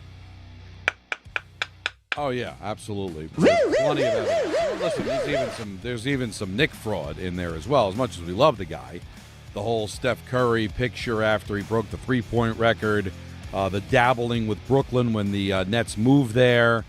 There's some evidence that maybe the Knicks are a little on shaky ground too. But his football and baseball fandom, from the Brooklyn Dodger jersey to his love affair of the 69 Mets, stories of going to see them play, fraudulent, and then certainly I see a lot of Jet and Giant stuff as well. His true allegiance is with the Knicks, but even that on a bit of shaky ground. Sorry. Fraud. So, but this is a perfect time to remind people how much Don can respect you as a person and still consider you a fraud. Yeah, I told you. Some of my best friends are frauds.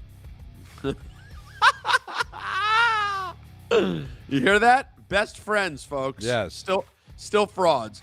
All right, the emails continue, and here's one for the judge. Judge LaGreca, fraud question for you. When we were very young, my mom was a Yankee fan. Definitely not to the level of me, but she knew Jeter, A-Rod, Cano, and most of the notable players from the early 10s. When they retired, she started to not be as interested until Ohtani came to Major League Baseball. Now, naturally, she is from Japan, and she started following the Angels because of him. Now he went to the Dodgers, as well as Yamamoto. It seemed like she was much more focused on the Dodgers. Now, she has never declared that she is a Dodger fan, but I asked a hypothetical question. If Aaron Judge was up with the bases loaded against Ohtani for a chance to win the World Series, would you rather have Ohtani strike Judge out for the Dodgers to win, or Judge hit a home run and the Yankees would win it all? She said she would have a tough time choosing. Judge LaGreca, I leave it to you. Is my mother a fraud? It's very difficult to call somebody's mom a fraud, so I will say this. It sounded like she was a casual to begin with.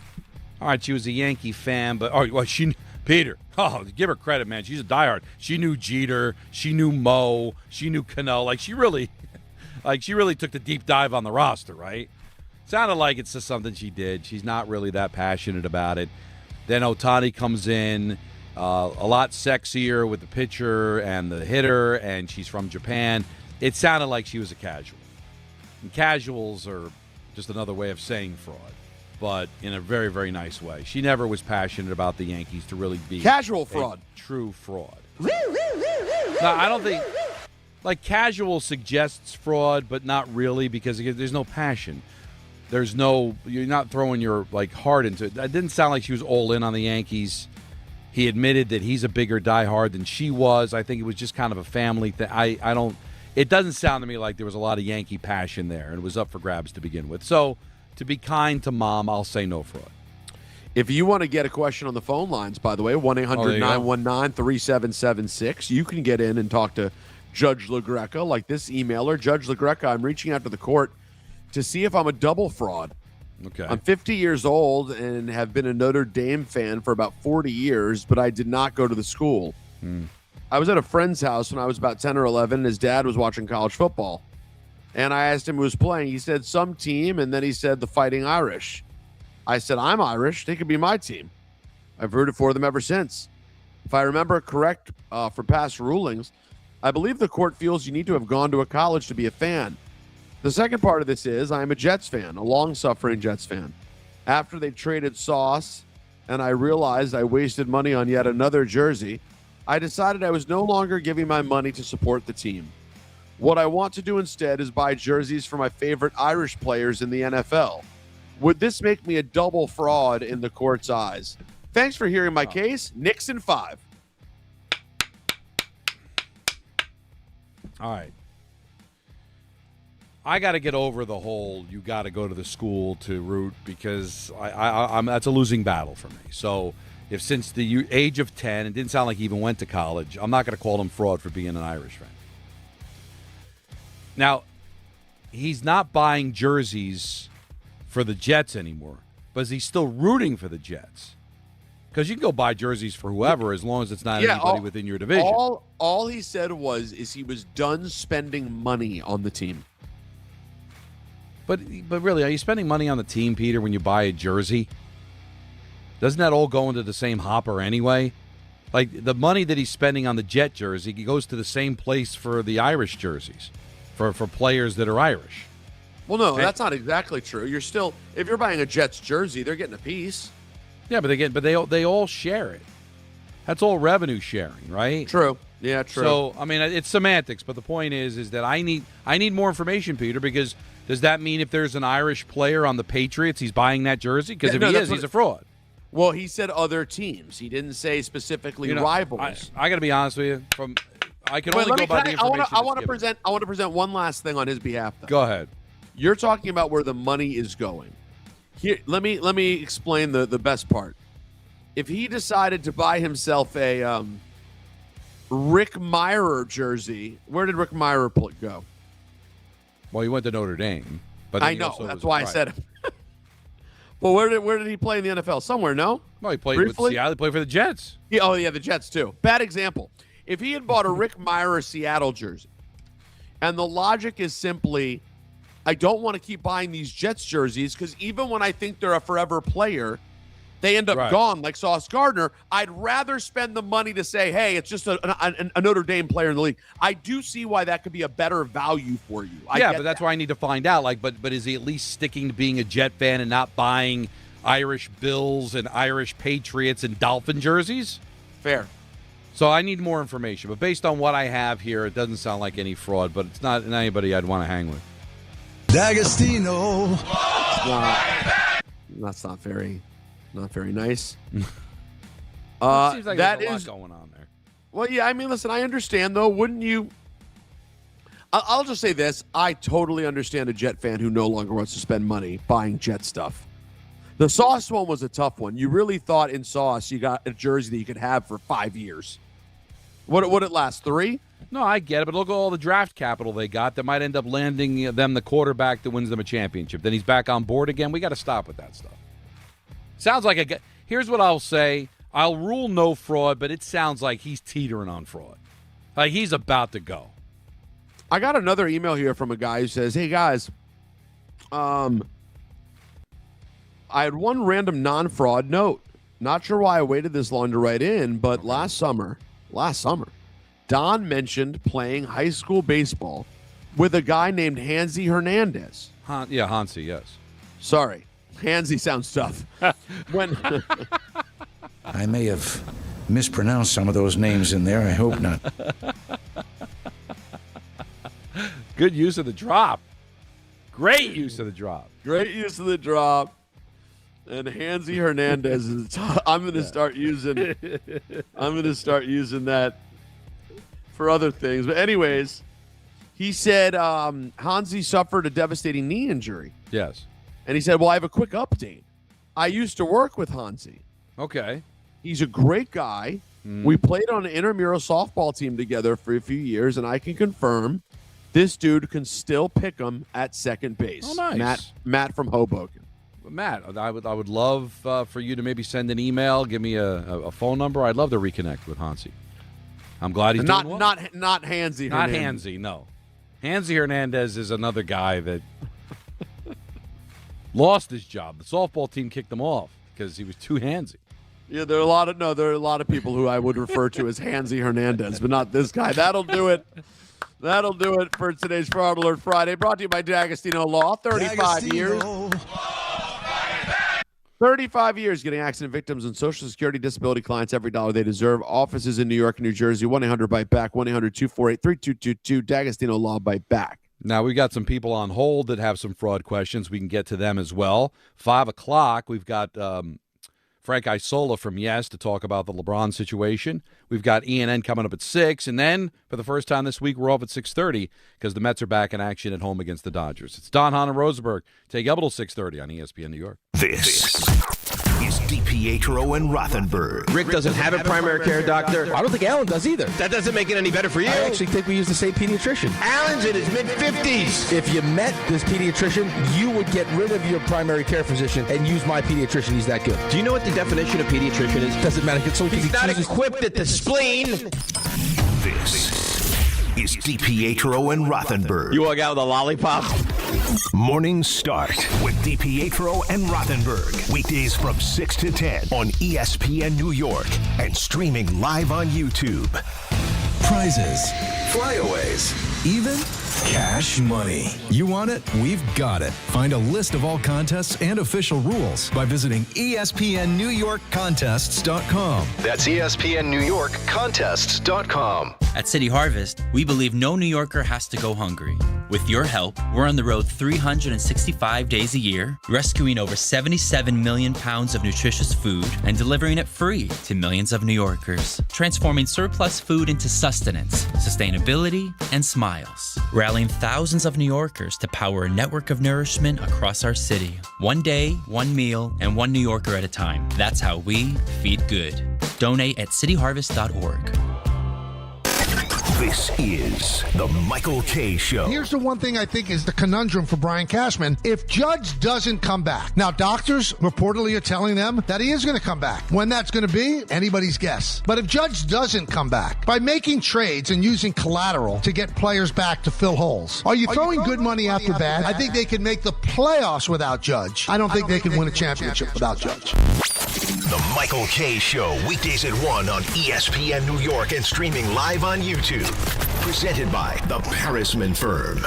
Miller time. People think it just happens, but that's not true. You know what you gotta do? You gotta go say hello with some beers. Make the plans. Forget the couch. Go to that thing. Play the game. See him in person.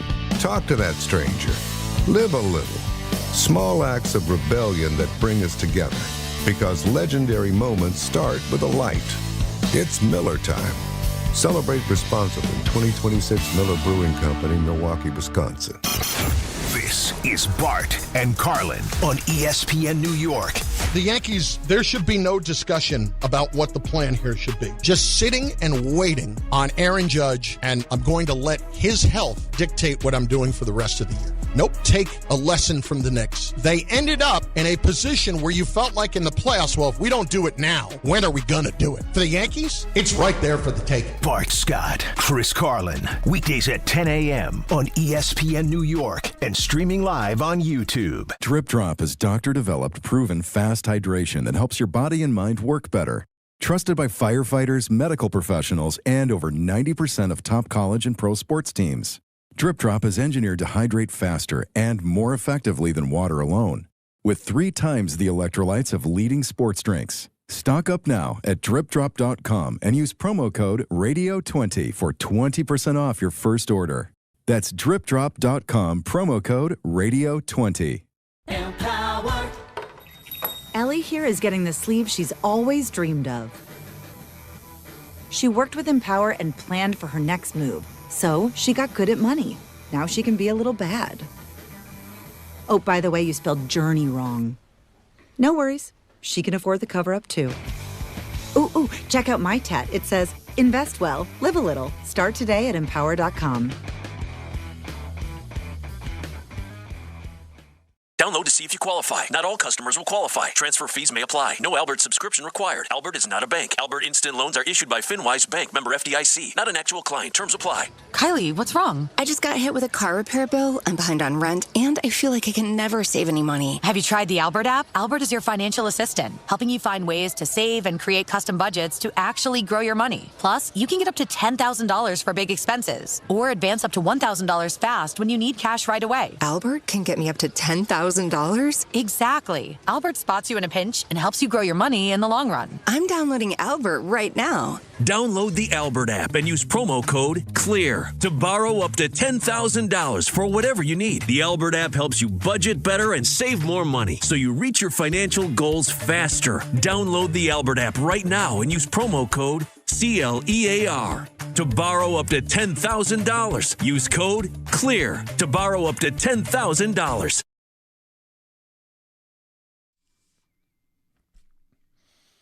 Thanks for joining us on a Friday here on Don, Hahn, and Rosenberg. Wolfpack next week as well because Allen's going to be off. We'll have lots to get into, that much closer to the trade deadline, which is August 3rd.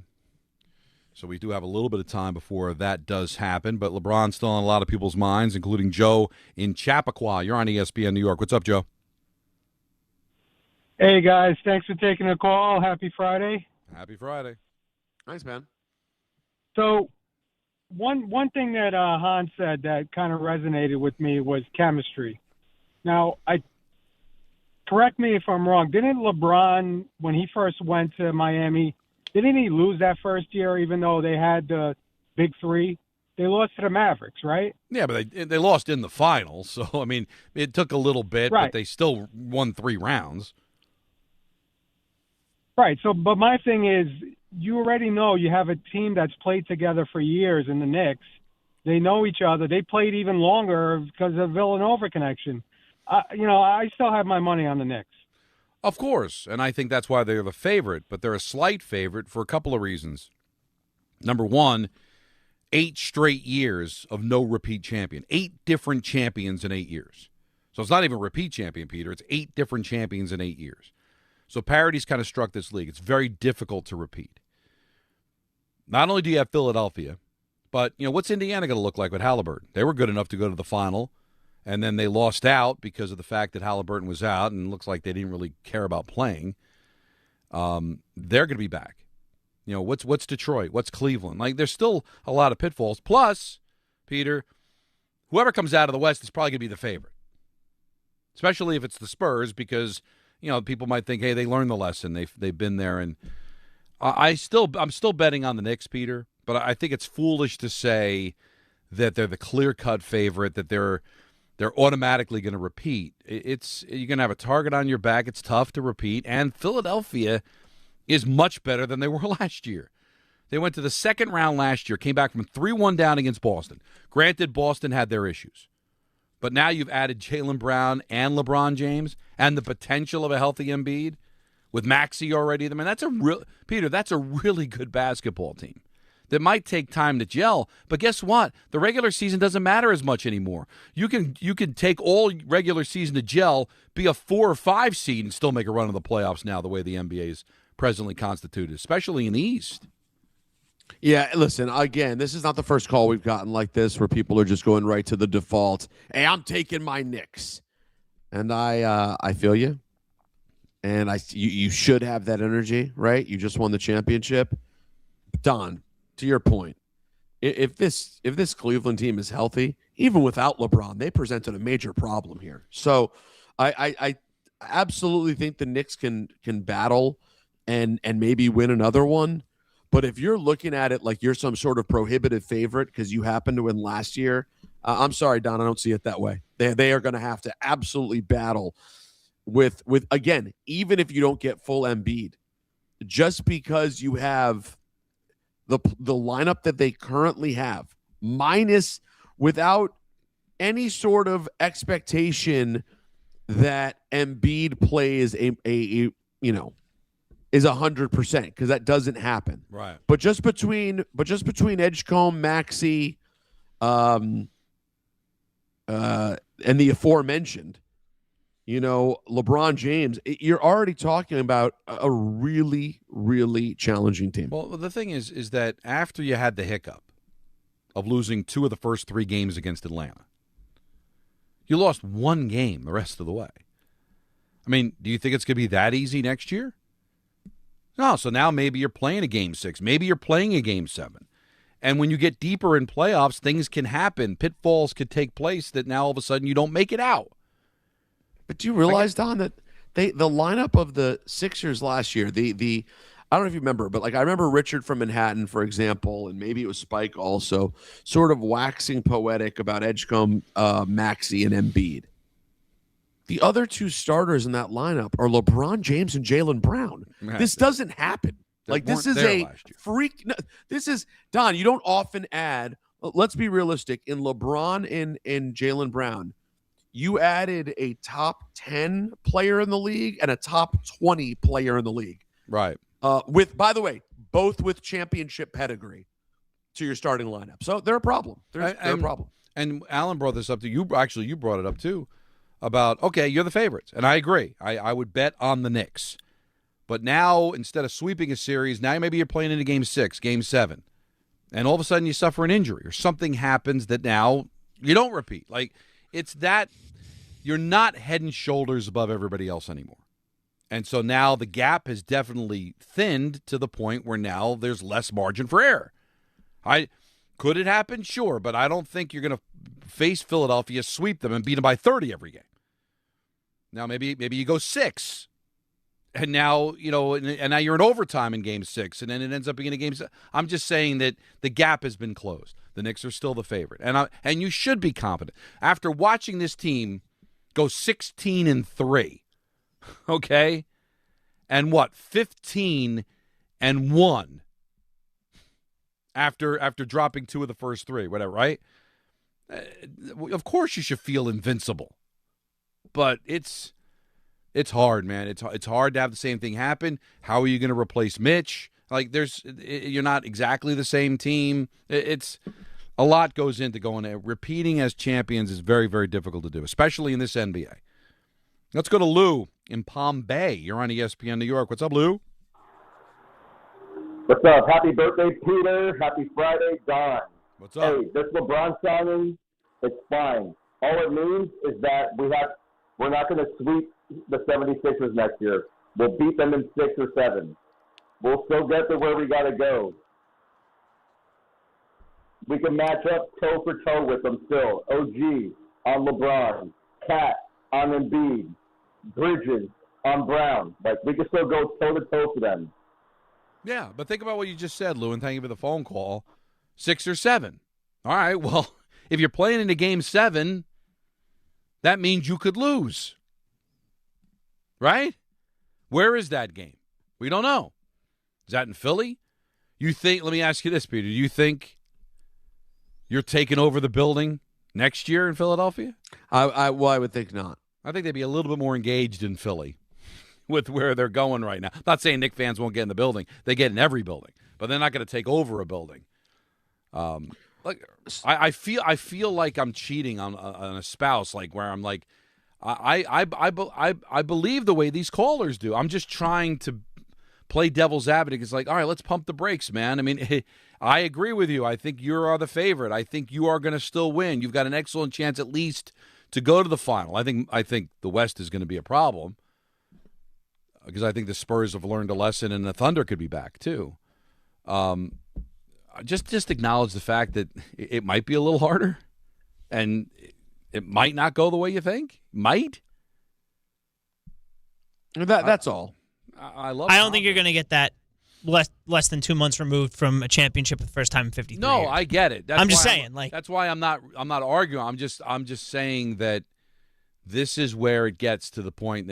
So if it doesn't go, like, are you going to turn on them? I think we have this. I think that Knicks fans can start to have that feeling or conversation in, like, I don't know, January or February. I think that people are going to enjoy this. And listen, and rightfully so. But those are two. Hold on, those are two separate things. You should totally enjoy it. I'm just saying there's a line between I totally enjoy it and saying I don't care who the Sixers get. But you the get Knicks the are right. The But Peter, you have the right to say that because you won. That's what a fan is. No, I get it. I know, but listen, be a fan. I'm just telling you as an actual take. It's a yo-yo take. Say whatever you want. Say you don't, Don. I'd rather you say I don't care if they win or not. I'm too busy celebrating the championship. But you can't one guy's rooting for LeBron because the Knicks won. Listen, everybody's got. Well, their yes, own people have obviously lost their mind. Yeah, people have lost their minds. But I just think, like Alan said it best, it's like, listen, they're going to be a problem. I think it's a problem the Knicks can handle, but it's going to be a problem. I think there's nothing wrong with saying I think the Knicks will be fine. I think the Knicks are going to beat the Sixers. But if you're just ignoring that they just added 2 top 20 players to their roster and just that it's nothing, well, then I think you're kind of living in denial. I think both worlds can exist, that you're confident the Knicks will win, but also acknowledge the fact the Sixers got a hell of a lot better and could be a problem. Both could be true. And if you're going to completely disregard them being a problem, then I have to wonder, are you really putting any logic behind it, or are you just so in love with the team? And that I get. That's why I think it's forgivable, because you are riding a high, and you believe anything can be accomplished. But as somebody that is rooted for teams that have won and have never repeated, that you can be as confident as you want. When you turn the page to a different year, things are different. Things change. And something big time changed in Philly. We'll talk more about this with Frank Isola from the Yes Network next. It's Don, Hahn, and Rosenberg until 6:30. Then it's Mets baseball on ESPN New York. When care matters most, experience matters more. The Allure Group is redefining rehabilitation and long-term care across New York with 6 convenient locations. Their expert clinicians create personalized care plans to help you recover, rebuild, and get back to what matters most. From short-term rehab to long-term care, Allure is committed to comfort, dignity, and results. To learn more, visit allurecare.com. The Allure Group, where care meets compassion. There are a million reasons to love New York. Making your budget stretch isn't one of them. According to an independent study, Amazon prices average 14% lower than other retailers.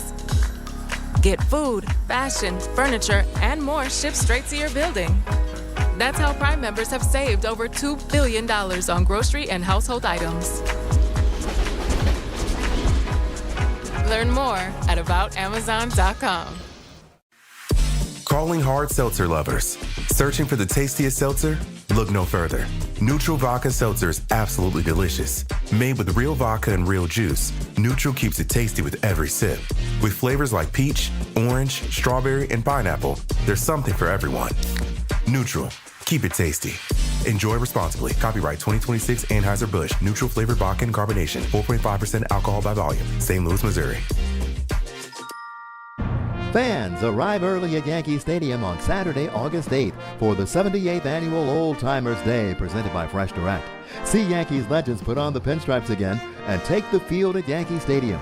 Relive memories of your favorite former Yankees and make new memories with your family. After the Old Timers Day ceremony and game conclude, stick around to see your Bronx Bombers take on Atlanta. Get your Saturday, August 8th Old Timers Day tickets presented by Fresh Direct at Yankees.com/tickets today.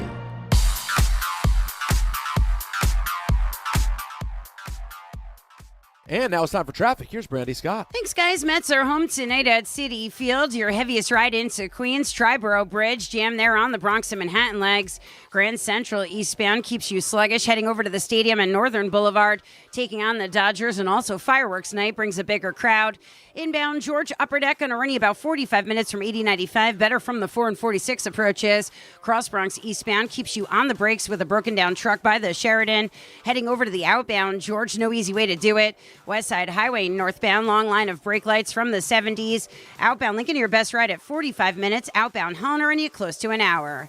This report is sponsored by the Positive Coaching Alliance. Questions about youth or high school sports? Well, the PCA can help.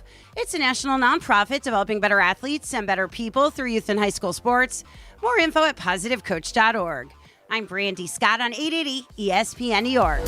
Harry Douglas here to help you get in on the sweet life with Cotton Candy 5-Hour Energy. It's that classic throwback cotton candy flavor, but with zero sugar and a 5-hour energy boost. I keep these with me so I can tackle that sweet tooth with a tasty caffeine kick and no guilty sugary aftermath. Bring on the sweetness with Cotton Candy 5-Hour Energy Shots. Cotton Candy 5-Hour Energy. Available online at 5hourenergy.com or Amazon. Rich Eisen here with some advice. If high-interest credit card debt is grinding you down, it might be time to call an Audible with a SoFi personal loan. It consolidates your debt into one low monthly payment with no fees required. And with as soon as the same-day funding, you can make the right play fast. Call an Audible on your debt today at SoFi.com/debtplay. Loans originated by SoFi Bank N.A., member FDIC. Terms and conditions apply. NMLS 696891. Fast funds terms apply at SoFi.com/debtplay.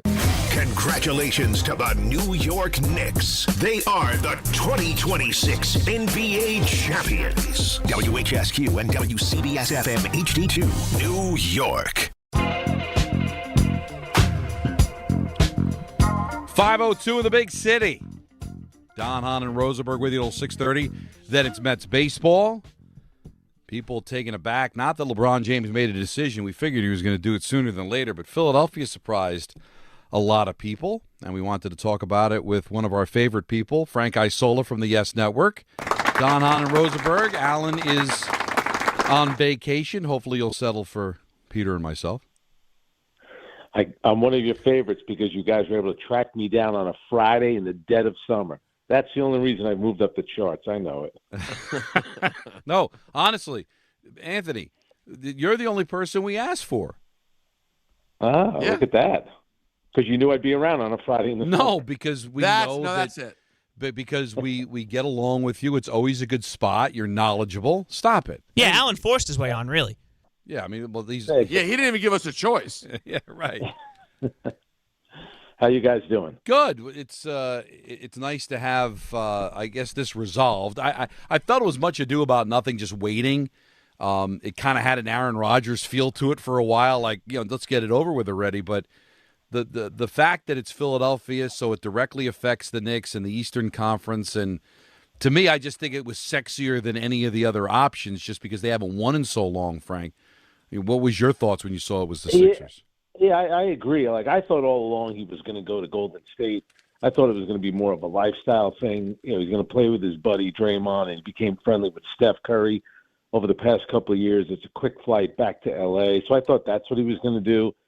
Cleveland is a good storybook ending, but he probably watched the way that they played against the Knicks in the conference finals. Miami would make sense just because I think it would have been good for Bam Adebayo, certainly for Giannis if he went there. And, he knows Pat Riley, knows Eric Spoelstra. But I think going to Philadelphia, I think it's really interesting. They haven't won a title since 1983. It's a passionate fan base, a pretty demanding fan base. The team is good. The Embiid situation is a bit of a question mark. But I think a game changer for them was getting Jaylen Brown. And I think Bob Myers being there is big too, as well as, Mike Gansey, who's from the same area as LeBron and worked in the Cavaliers organization. I think LeBron has a lot of trust in a lot of things that are happening in Philadelphia. And I think Bob Myers and Jaylen Brown being there along with Tyrese Maxey, I think that was pretty compelling for him, obviously. Was this the most interesting option to you? When you think about it, in a lot of ways, it was because he's been in Cleveland twice and he went back and he won there. Obviously, Miami is interesting just because it's a new team, so to speak, with Giannis being there. And he wanted to get out of the West. To me, this whole idea of ring chasing, like, what's so wrong about ring chasing? I don't know. I mean, he wants to win another championship, and he probably didn't feel like he was going to win one in the Western Conference with how good a lot of those teams are there. And there's a question mark always now with Lucas' health. So he's going to Philadelphia. I think it gives obviously the Atlantic Division a lot of juice. I think it gives the Eastern Conference a lot of juice. I mean, think about it. He's going to be in New York twice to play the Knicks, twice to play the Nets. It's pretty cool. And if you want to see LeBron James play, he's 90 miles away from New York City. So I think it's great for people in this area. I think it's great for Philadelphia. I think it's good for the NBA because it gives the Philadelphia 76ers, who had, let's face it, a pretty good first round coming back from 3-1 down against Boston. They were terrible against the Knicks, but there's a lot of pieces there. It makes it for me, it makes it really interesting. I all along felt the sexier place to go was Philly, just because we saw the ratings for the Knicks. People are compelled to watch teams end droughts. We saw it with the Cubs and Indians a few years ago in the World Series. We saw it certainly with the Knicks this year. There's something about that. And I think if LeBron wanted to have a great ending story, slaying the dragon in Philadelphia would be it. But Allen thought it was really more just the proximity of New York. He wanted to be a Knick. This is the second best thing. What do you think was the prominent reason why he did it? Yeah, I think both of you were probably spot on. And I do think if the Knicks hadn't won, it would have made all the sense in the world. And think about the feeding frenzy that we would have been going through over the past couple of weeks with him opting out of his contract in L.A. and then becoming a free agent. I mean, the talk of LeBron to the Knicks, it would have been over the charts or off the charts, just like it was back in 2010. I do think he'll probably spend a lot of time in New York. It's not uncommon for even guys on the Eagles to come up to New York on their off day and hang out. So I'm sure New York will be big for him the next couple of years. And I do, they do have a history in Philadelphia. It's a pretty cool basketball history going all the way back, obviously, to Will Chamberlain. But, when you're talking about, the last time they won with Moses Malone and, of course, Dr. J and Mo Cheeks and Allen Iverson, the time that he had, the last time they went to a finals. And they have a likable team. I mean, Tyrese Maxey is a terrific player who actually plays with a lot of joy, and BJ Edgecombe is a fun player. To me, I still think the biggest question mark, though, and you wonder, privately what LeBron thinks about it. Obviously, he thinks he can make it work, would be the whole thing with Embiid, because he did play with Embiid on the Olympic team, and, they got on him a little bit because Embiid tends to, be maybe a little too casual, and it doesn't put in the amount of work that probably a lot of these great players feel you have to put in. But I'm sure LeBron feels like maybe he can get to him somehow. So Philadelphia, in a lot of ways, is the most intriguing option. I think you're right, Tom. I mean, 1983 is a long time ago since they last won. And if he could win in Philadelphia with the Sixers, that would be a nice little feather on his cap as he's leaving the NBA. What percentage of Embiid do you think the Sixers team would need to legitimately compete for a title? Because, Frank, to me, they've made so much improvement that even if they don't have all of Embiid, they can still absolutely compete for the East. Yeah, I think that, my thing with Joel Embiid, he's obviously a very talented player. You just wonder, has he really ever been in world-class shape? So we all know that he does have a legitimate knee injury, and that's going to impact him. So can you get 55 games in the regular season? What if he's available to play 25 minutes a game in the playoffs. That still doesn't mean he's not going to be a liability defending the pick and roll. That's still always going to be there. But you just wonder if he can get in world-class shape. And I think that was the one thing about him being on the Olympic team a couple of years ago. He's around guys like Steph Curry, Kevin Durant, LeBron James. And obviously in the case of Kevin Durant, he's dealt with some major injuries in his career. Steph has missed some time in his career with an injury. But, that was a hand injury. But the point is, guys do get hurt. But those guys, they put a lot into it. And they try to keep themselves in tip-top shape to be able to play at a high level late into their 30s, or in the case of LeBron, he's now in his 40s. So and the other thing too about Embiid, and this, Peter, but from a Celtics standpoint, Philadelphia going into Boston last year, winning 3 games in Boston is a big deal. Coming back from 3-1 down is a big deal. Winning a Game 7 in Boston, that's a big deal. Absolutely, it's an accomplishment. But after they get smoked by the Knicks, and he's, at his press conference talking about how great the season was, I thought it was a success. They went 3-4 with him in the playoffs. Like he kind of made it sound like he had a generational playoff run. Like sometimes you just wonder, like, I don't know, is he trying to fool us, or is he really that naive? That's the thing that sometimes concerns me in a Dwight Howard kind of way. Remember how Kobe got on him a little bit, and then LeBron also when they were on the Olympic team, where sometimes do you take it serious enough? But I even think without Embiid, I still think they have a lot there. And again, LeBron makes all the difference in the world. The guy is as smart of a player as you're going to find. I get that he can't do some of the things that he used to do, but in a close game in the fourth quarter, I'd be pretty confident with the ball in his hands. I'm talking to Frank Isola from the Yes Network after LeBron James signs with the Philadelphia 76ers here on Don, Hahn, and Rosenberg. So where do you put them? I know Vegas has them at minus 350 to win the conference, to the Knicks plus 350. So it's pretty close. How much of a threat is this Philadelphia 76ers team to the Knicks' chances of repeating? Oh, I think they're definitely a threat. I still would give the Knicks the edge because the Knicks, the fact that group has stayed together now for a couple of years, and last year they did a good job by upgrading the bench. And I think come playoff time, we know that Jalen Brunson responds, and Mikal Bridges kind of has these up and down regular seasons, but he seems to play well in the playoffs. So their starting 5 is solid. But you guys know this. If you look at the playoffs the last 2 years, injuries have been a huge factor, and the Knicks have stayed healthy for the past 2 years, which is a big part of it. I mean, look at Oklahoma City this year. A.J. Mitchell and Jalen Williams were hurt during that Spurs series. That certainly impacted them. You go back the year before, even though the Knicks were going to beat Boston anyway when Tatum got hurt. But Tatum got hurt, and then, Tyrese Halliburton went down. Luka didn't play this year at all in the playoffs. So the Knicks, knock on wood, have been pretty fortunate when it's come to injuries. So if the Knicks are healthy, I still would think that they're the team to beat, but you don't know how this is going to all play out in terms of, the Knicks are the toast of the town. There's been 8 different champions in the NBA over the last 8 successive seasons. So, is the motivation still going to be there? A lot of things factor in, but you have to admit, it definitely gives the Sixers a little bounce to their step. And you add to it the fact that, Maxey and VJ Edgecombe are real players. And Jaylen Brown, people can say whatever they want. All I know is that Jaylen Brown plays in, I think it's 142 playoff games in Boston. He went to 2 finals. He was in the playoffs all the time. He was a finals MVP. So whatever the metrics and the analytics say, the dude plays and he wins. So adding LeBron to those 3 guys is pretty good. Yeah, that's the bottom line. I mean, on paper, this is a dangerous team. Knicks fans are understandably still bullish on the Knicks. If you're sitting here, though, and just had to call it, and we are way out. You talk about way too early. This is way too early. Yeah. Who would you say is in the finals next year?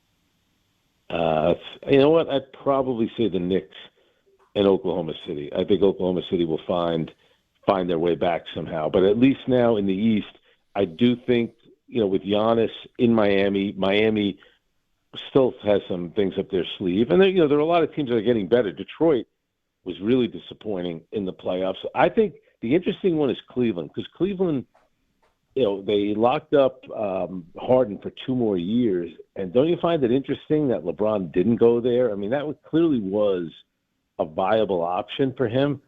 But the fact that he probably doesn't think he can win there is, to me, is really interesting because Harden needs the ball, Donovan Mitchell needs the ball. Okay, but by the same token, so does Tyrese Maxey and Jaylen Brown. But LeBron is willing to go there to try to make it work. So it's hard to have a lot of faith in Cleveland after what happened last year when, what was it, a 22-point lead with 8 minutes to go. Tell you what, if LeBron were on the team, I don't think they're blowing a 22-point lead with 8 minutes to go. He'd figure out a way to usher that game out and get a W.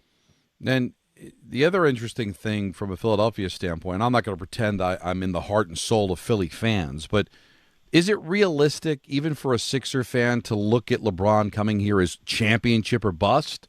Or would they be satisfied? They haven't been to a conference final, Frank, since 2001.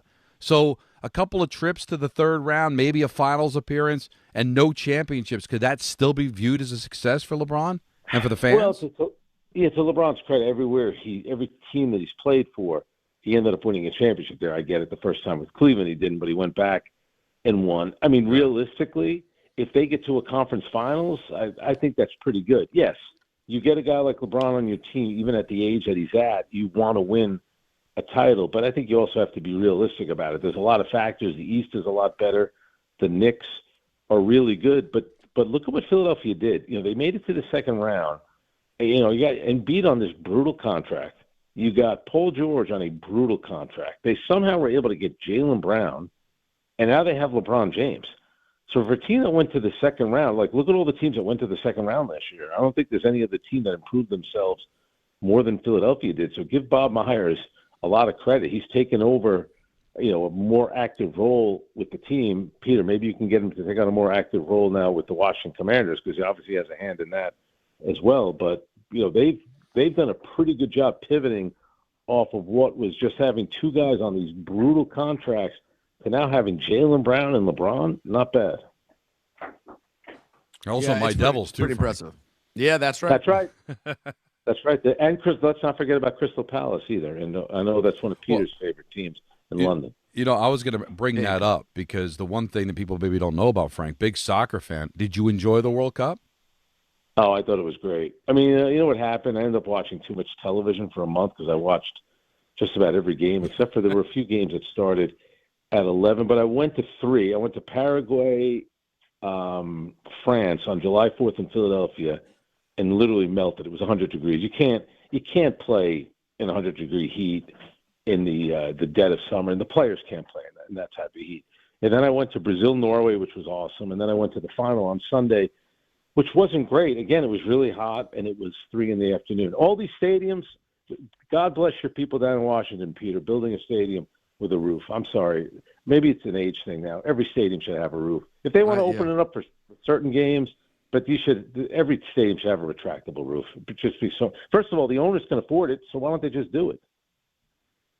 It makes no sense. When I see the look of the DC stadium, if they pull off what they're saying it's going to look like, oh man, it would truly make up for what has been a 25+ year nightmare of a stadium in Washington. Peter, think about it. You're going to get the Super Bowl, which would be, you know, DC's a great area to have that in. They're going to get the Final Four. The next time the World Cup comes here, they'll play in DC like they did back in '94.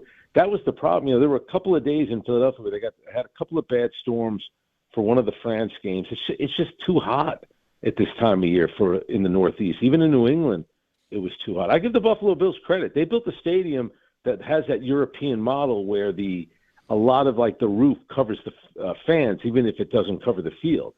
You know, so I just love the idea. You know, they build a stadium in MetLife, and I get it. The Mara family's great and everything, but you know, they build a stadium where they sit in a suite when it's raining outside, and then they expect you to spend a ton of money and sit outside in the rain. Like, I don't know. I mean, hey, listen, we know how that is done. That's like for young people in their 20s can go do that. I'm not doing that. No, I'm good. No, I used to get like when I'd go to a Giant game, it starts snowing. I thought it added to the ambiance, and now I'd be like, oh, please, you're killing me. I don't want to have to deal with how cold it is. It means we're getting older, but we're getting smarter too. I think that's what happens, is for sure. Before I let you go, that with the championship game, and I watched it. I watched it with my son, and it was ugly because Spain was just so much better. But I was thinking about this as it got to the end. I was talking about it with these guys. If that game remained scoreless into kicks, and Argentina had won, that would have been one of the most undeserving championship game wins in the history of sports. Am I wrong? Because the kicks are so fluky to begin with. If for some now, listen, Spain wouldn't have a kick coming because they didn't score, but the goaltender for Argentina was out of his mind. That would be so undeserving if they had won that way. Yeah, it would have been a crime, really, if they had won. Spain was just so much better, and Spain came to play. Argentina was trying to get, them into a fight and try to draw a red card, and said it was Argentina that got the red card. But when you watch Spain play, their ability to possess the ball and basically play keep away, listen, I get it. If you don't really like the sport, you could find it incredibly boring. But what they're doing is so difficult, and all their youth teams, their women's teams, they all play the same way. It's amazing. Everybody talks about having like a style of play.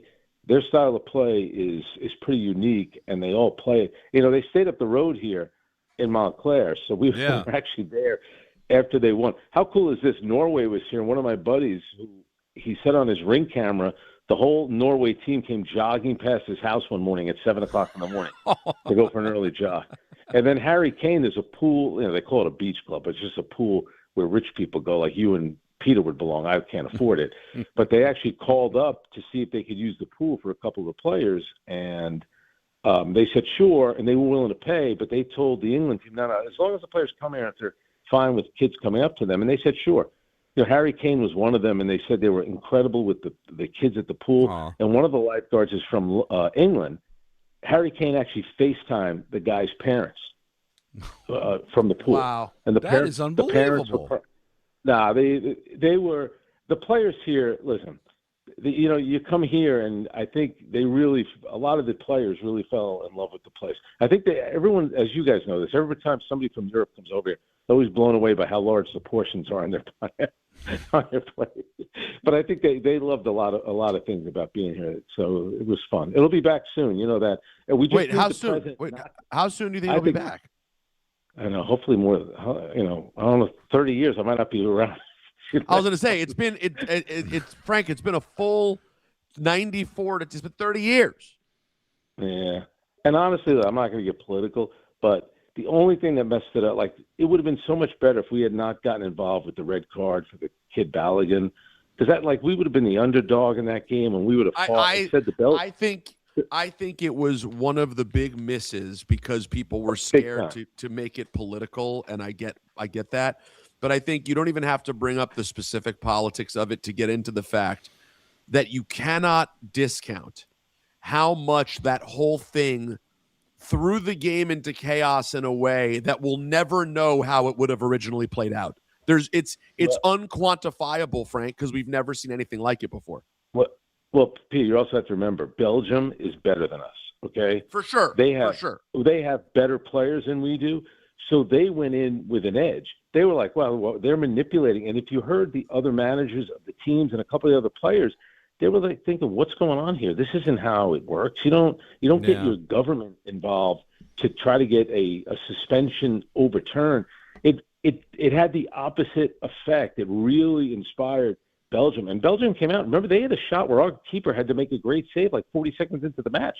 Mm-hmm. They dominated us from start to finish. It was really, really just – it was such a great tournament for the national team up until the round of 16. Then it was a big-time bummer. Frank, enjoy the rest of your summer. Thanks for giving us a couple of minutes on a busy day. Really appreciate it, man. You're the best, dude. Thank you. Thanks.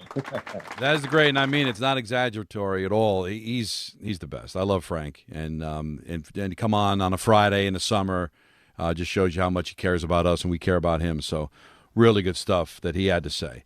Did David Stearns, Peter, have anything good to say? It's the start of a homestand. He always speaks, and of course the trade deadline is about a week away. So the head of baseball operations for the New York Mets speaks next. Hahn and Rosenberg until 6:30. Then it's Mets baseball on ESPN New York. Good Karma Brands is proud to be an equal opportunity employer, providing equal employment, development, and advancement opportunities to all teammates and applicants. To learn more about careers with us, please send an email to talentacquisition@goodkarmabrands.com. That's talentacquisition@goodkarmabrands.com. It's summertime, so why are you still living with pain? If you're dealing with neck pain, back pain, joint pain, or nerve pain, don't wait any longer. Call Dr. Jay Shaw at Soundwell Pain. He's Ivy League trained, double board certified, no surgery, no long recovery, no relying on pain medication. Just non-surgical image-guided treatments that help you get your life back. With offices in Woodbridge, Livingston, and Inglewood, and most major insurances are accepted. Help is close. Go to SoundwellPain.com. Feel better this summer, not someday. If you've been injured in an accident that wasn't your fault, then you need a lawyer who knows New York's unique personal injury and workers' compensation laws. At the Parisman Firm, they have decades of experience handling all types of accident cases and a proven track record of delivering huge results. Their team has already recovered nearly $1 billion for injured New Yorkers. From construction to car accidents and slips and falls, they've got you covered. Call the Parisman Firm now at 718-WORKERS, where your case is their cause. Get the justice you deserve today. This is Bart and Carlin on ESPN New York. The Yankees, there should be no discussion about what the plan here should be. Just sitting and waiting on Aaron Judge, and I'm going to let his health dictate what I'm doing for the rest of the year. Nope. Take a lesson from the Knicks. They ended up in a position where you felt like in the playoffs, well, if we don't do it now, when are we going to do it? For the Yankees, it's right there for the taking. Bart Scott, Chris Carlin, weekdays at 10 a.m. on ESPN New York and streaming live on YouTube. When you manage an active facility, disruption is not an option. Tricon Construction specializes in healthcare, commercial, and industrial environments where work needs to happen without shutting operations down. That takes detailed planning, clear communication, and safe, disciplined execution. Because when patients are inside, tenants are working, or production has to keep moving, every decision matters. Tricon understands how to work around your business professionally, safely, and efficiently. For complex work inside active facilities, choose Tricon Construction. Visit triconbuilds.com. That's triconbuilds.com. 1-877 Cars for Kids. KARS Cars for Kids. 1-877 Cars for Kids. Donate your car today. 1-877 Cars for Kids. KARS Cars for Kids. 1-877 Cars for Kids.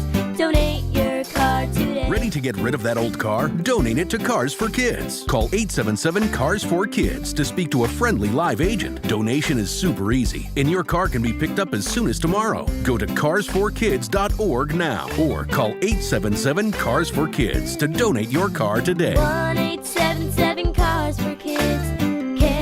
KARS Cars for Kids. 1-877 Cars for Kids. Did you know you can donate real estate too? Go to carsforkids.org. That's cars with a K. Now let's take a look at the traffic with Brandy Scott. Thanks so much, guys. We're going to start off in Jersey. Stay away from 80 and Patterson. Eastbound side, a big collision with a completely overturned car. Jammed as you make your way over to exit 58 for Madison Avenue. Only one lane is squeezing by from time to time. Traffic pretty much at a standstill from 23 in Wayne. Westbound just crawling with everybody stopping to take a look. Inbound Georgia, about 15 to 20 for both the upper and lower decks from 80, 95, and 46. A little bit better from the Route 4 approach. All of your approaches to the outbound Georgia jammed aside from the Henry Hudson. Outbound Lincoln, your best ride at 45 minutes. Outbound Hahn running close to an hour. Mets are home tonight at Citi Field taking on the Dodgers. Also fireworks night. Heavy ride at the Whitestone Bridge getting into Queens from the Bronx side. This report is sponsored by the New York City Department of Transportation. Speeding ruins lives. Drivers, watch out for pedestrians and cyclists and slow your turns to less than 5 miles an hour. I'm Brandy Scott on 880 ESPN New York. Your ambition just met its match with Robinhood. You play for the win, not just on game day, every day. Channel that drive into your money. Robinhood puts you in control, all on one platform. You expect more from yourself. Expect more from your money. Get started today at Robinhood.com/yourmoney. Again, that's Robinhood.com/yourmoney. Your money, your move.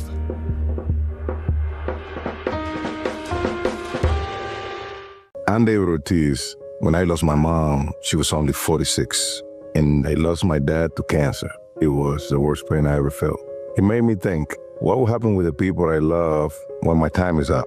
That's why I have life insurance. Ethos makes it easy. It's all online, take about 10 minutes, and you can get up to $3 million in coverage. Get your free quote at ethos.com/game. That's ethos.com/game. Paid testimonial. Time spent on application may vary. Online health questions required.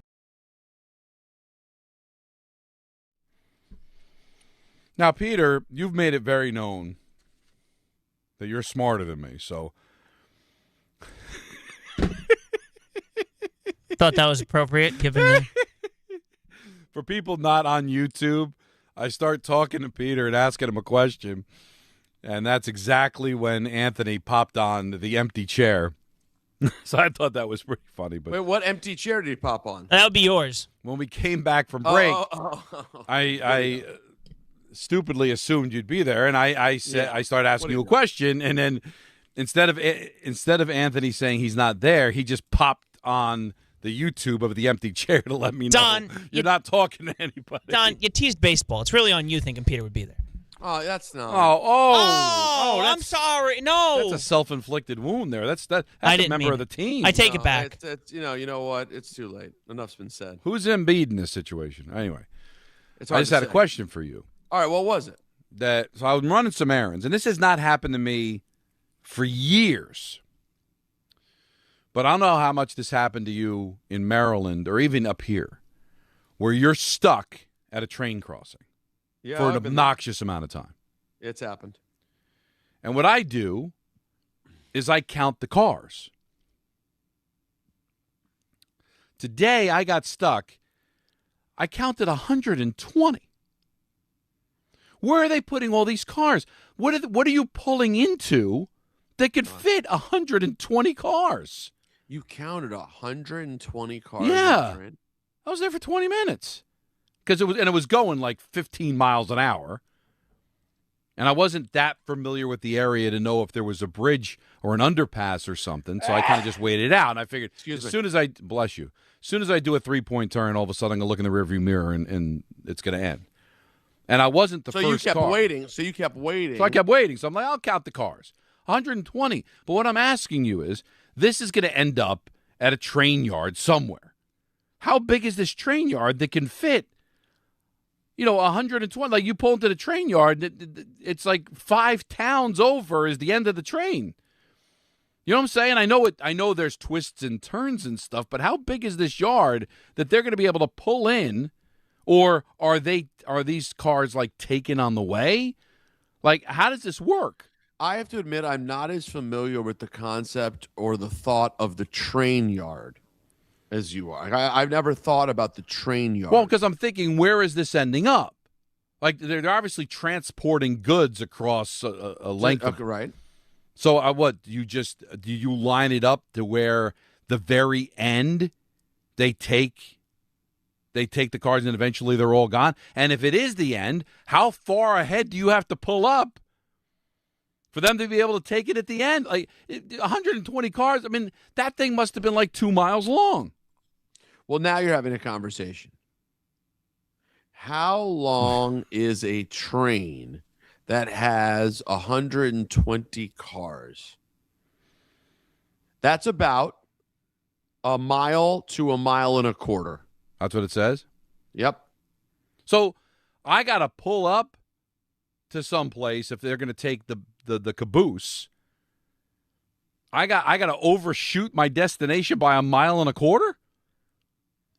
Well, that's the thing about overshooting the caboose. But I don't, you know what I'm saying? And if it's all going to the same place, how big is this place that's fitting all these cars? It's wild stuff. Listen. I'm sure there's somebody laughing at me not understanding. That's a wacky train. Our David Stearns spoke. Now you've heard these, Anthony, right? Because obviously you cut them. Of course. Are we doing a disservice to our listeners playing this? No, I think it's going to be great. I look forward to it. You said Anthony cut them. So what are they, about 90 seconds, 2 minutes? No, I got to tell you, I want to kiss him on the mouth. Okay, well, it was just a joke. You'll be happy to know Jacob cut them. So you got to kiss Jacob on the mouth. The shortest one is 18 seconds. The longest one is 25. I mean, look at you. I see one that's 6 seconds. I'm almost aroused. Okay, this is good stuff. I'm sorry, there's a 26. All right. Okay. But still, I could have played a Shams that was a minute. We might as well have him on. That one I cut. Well, now we've gotten to the bottom of it, right? All right. You tell me under 40, I give you at least a minute. That's right. All right. So David Stearns spoke as he does at the start of every homestand. David, how will you approach the trade deadline? I think we have to be open-minded. We've been very clear. Steve's been very clear that we expect to compete in 2027. We have to keep that in mind. We also have to make moves that we believe are right for the organization. And so we're sitting here 9-10 days out for the deadline, and we're not going to close any paths down right now. All right, so nothing was said there. No. Just very generic. Asked if the upcoming CBA is impacting the discussions ahead of the trade deadline. To this point, I have not noticed a change in the types of discussions you would have this year. Everyone's aware that the CBA expires. We also still have to operate all of our franchises and all of our organizations. And so I don't get the sense right now. All right, well, this one should be interesting because if this question was verbatim, this is troubling, Peter. All right. You ready for this? Yeah, I'm listening. Is there a grieving process when dismantling a roster you built? That was not a question I was expecting today. I don't know exactly what the stages of grief are, but whatever they are, probably have to wait because we're really busy to get through this period. This season didn't go as we anticipated. It's extremely disappointed. I am extremely disappointed that we are in this situation, but I am also very aware we are in this situation. It's my job to do what's in the best interest of the organization right now. All right. I'll give you two more. That's all I can stomach. Yeah. David was asked if he can rule out Lindor being traded at the deadline. I'm not going to rule out or in any specific player on anything. I don't think that's wise for me to do. What I will say is we've got a group of young players and we've got some potential Hall of Famers, future Hall of Famers that we view as our core. And we expect them to be our core. Havas Covens. I may have mispronounced some of those names in there. I hope not. Shut up. You're always talking. David, has anything changed long-term for Andy Green at the managerial position? I think Andy's done a really nice job in this role. The plan remains the same, where we anticipate him coming back to the front office. So he's just there as just interim. All right, there's a couple of Clay Holmes. He never wronged us. Would you prefer to stay? Yeah, I think, I've stated kind of how I feel about, the Mets, and just grateful for, the opportunity here and the guys in this clubhouse to get to play with them and what this organization is. And so, a lot of that's just out of my control at this point. I think the big thing is, when I signed here, he's like, as a player, you want to leave this place better than you found it. And what that looks like, I don't really know, but I have to do all I can to make sure that no matter what happens, hopefully things are better here, when I leave, whatever that is. And any talks of an extension? Yeah, I don't think there's been, at least kind of how I feel, I don't think there's been a ton there. I think it's just one of those situations where, like I said, there's a few different scenarios that the team can go, and it really boils down to, what the team thinks is best for the organization, now long term. And so there's a few different scenarios, and I think there's some things that just have to unfold before they really know more. Now, he should be thankful what the Mets did for him, converting him into a starter, because that's going to make him more money. If I'm Clay Holmes, I want to get traded. If he's healthy enough to be traded, go someplace where you got a chance to pitch in high leverage situations and parlay that into a contract, because you make more money as a starting pitcher than you do a relief pitcher. And I think that's one thing the Mets did well. Unfortunately, he got hurt, is converting him from a relief pitcher into a starting pitcher. It could have worked out, but he got hurt. But maybe, Peter, he ends up getting traded and you get something back for him. Or maybe they decide to extend him. We'll see. I doubt it, but I think he is actually the one guy. You're not going to get very much for Peralta. He's been awful. Or anybody else in the starting rotation. He is someone, if they could prove he will be healthy for a run, you might get something for, because he may turn out to be a very good pitcher. I think they did right by getting him to be a starter. It was the right decision to make. It's just unfortunate he got hurt. But pitchers get hurt, Peter. That's part of the deal. This is why I struggle to overspend in these situations because it's not a matter of if, it's when. Yeah, exactly. 1-800-919-3776. Kevin's in Brooklyn. You're on ESPN New York. Hi, Kev.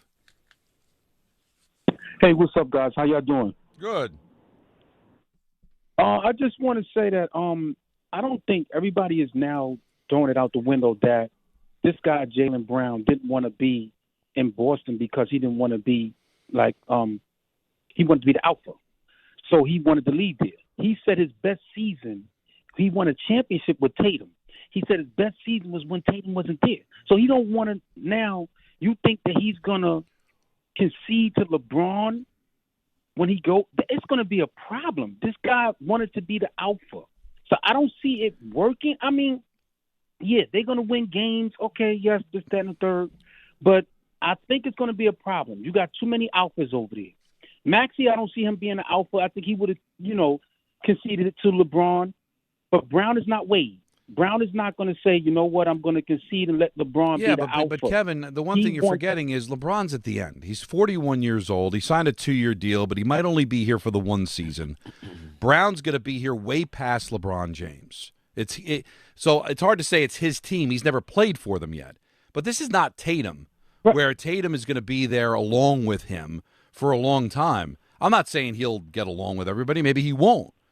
But, Peter, doesn't it feel like that, hey, he's got LeBron James, 41. He's won a bunch of championships. I'm the better player. I'm clearly the better player. I'm the younger player. But there's the potential they're going to be able to get along for what could just be a couple of years, maybe just one. Okay. Can I say one more thing, Don? Sure. This guy won a championship with Tatum, right? Yeah. He said his best season, just think of this. He said his best season was when he was doing it by himself. That's like, let me give you this example. You and Michael been doing it for years and was successful for years, right? Right. And then Peter comes in and you say, my best year that I've had was with Peter, right? Like, let's just take, or Michael say that. Let's say Michael, he's alone right now. He say, this is my best time I had. He would say that. He probably is saying since I've been on the radio. That would be a smack in the face to you. And so that's what I'm saying. Do you think that this guy can actually say, because I think this guy has a big ego, and I'm not saying Brown can't play. Everybody's Brown got is big an excellent player. Right. But this guy ego, you won a championship with this dude, man. And you say your best season was when he was out? Well, here, you know what's interesting, Kevin? You know what's interesting? Like, you hear me out here, and thanks for the phone call. Again, I don't know him. I don't know the situation. Peter may know it better because he was a Celtics fan. But let's take what he said at face value, that he was prouder of that season and more successful last year. That was something, what happened last year. It was. Everybody is saying Boston's done. They're out. They're not even going to be considered. And without Tatum, they were playing excellent ball. Is it wrong to take pride in that? Even though you had won a title with Tatum, when everybody counted you out, you were able to carry that team until Tatum came back to not just be a playoff team, but like have home court advantage. So when he came back, you had a chance to be a 1 seed. Is it ego? Is it wrong? Is it selfish to take pride in a season like that? It's hard to be mad at that, Don. Like, I understand why someone wouldn't understand it because on the outside we just go, isn't it just all about the team? Isn't it just all about winning? But like, one thing is very clear about what happened to Jaylen Brown in Boston. He was seen as second fiddle. Don, I think you and I can relate to Jaylen Brown's experience. That, like, yeah, you're thought of as a big deal, but when push came to shove over and over again, he was told, not you. You're the second guy. Just so you know, we can live without you. You're on the trading block. Even after he wins an MVP. Finals MVP. Yeah. It's not you. It's JT. So you're the second guy. So now JT is hurt. Everyone's expecting a season where they will just settle for a good draft pick. He becomes an MVP candidate and wills them to 60 wins. As Don just pointed out, puts them in position to get home court advantage and win playoff games. As big as the championship is, there had to be something so incredibly personally satisfying about that. And that does not make him a bad guy. And there are times where you're faced with adversity and you overcome that adversity, and that becomes even better than a championship because nobody thought you could do it. Again, it's apples and wrenches. But, there was that one Ranger game I did without Dave Maloney. Dave got sick. I had to do the game by myself. I had never done a game alone before. If I had walked away from that game and said, boy, that was fun. I had never done a game by myself before. It was kind of interesting to get thrown into that fire of having to do a game by myself. Is that me disrespecting Dave, or me just saying I'm really proud of the job I did getting thrown into an adverse situation and coming out feeling good about it? That's no shade at Dave. That would be just, hey, listen, there was an unfortunate circumstance, and I'm very proud that I was able to do a decent job by myself. That's kind of that's what I was thinking of when I was thinking of what Brown said. That they shocked the world, man, playing as well as they did without him. I mean, I'm sorry. There's nothing wrong with taking pride in that. Now, there's probably ego. And even if he had a problem with Tatum, does that automatically mean he's going to have a problem with LeBron? And Brown's going to be the better player, right? He may not be the most famous player, but he's probably the better player. Right. Heck, Agreed. If Embiid's healthy, he might be the better player. And I think LeBron knows that. And LeBron's going to want to make this work. And because Brown's new to the team, he may not feel like this is my team. You haven't even played a game for the Sixers yet. When you and LeBron on opening day play, you're both going to be Sixers for the first time.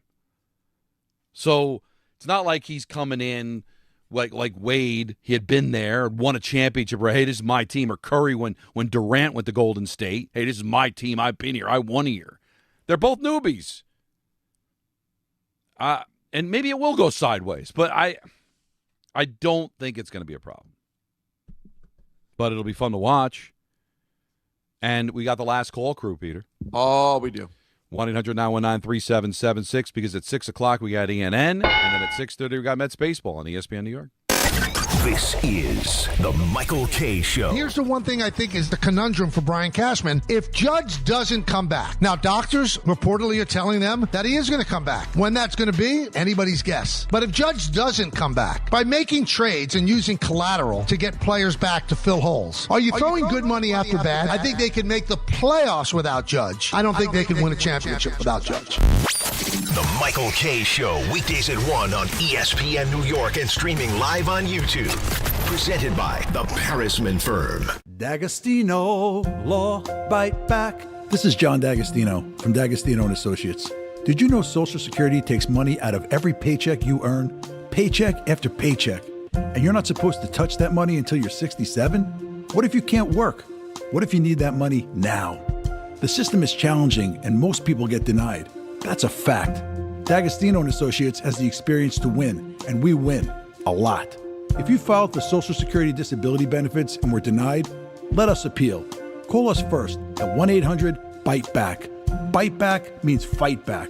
1-800-248-3222. We'll fight to get you paid. D'Agostino & Associates has offices throughout New York and New Jersey and handles Social Security disability claims and appeals. Remember, if you've been denied, call us first.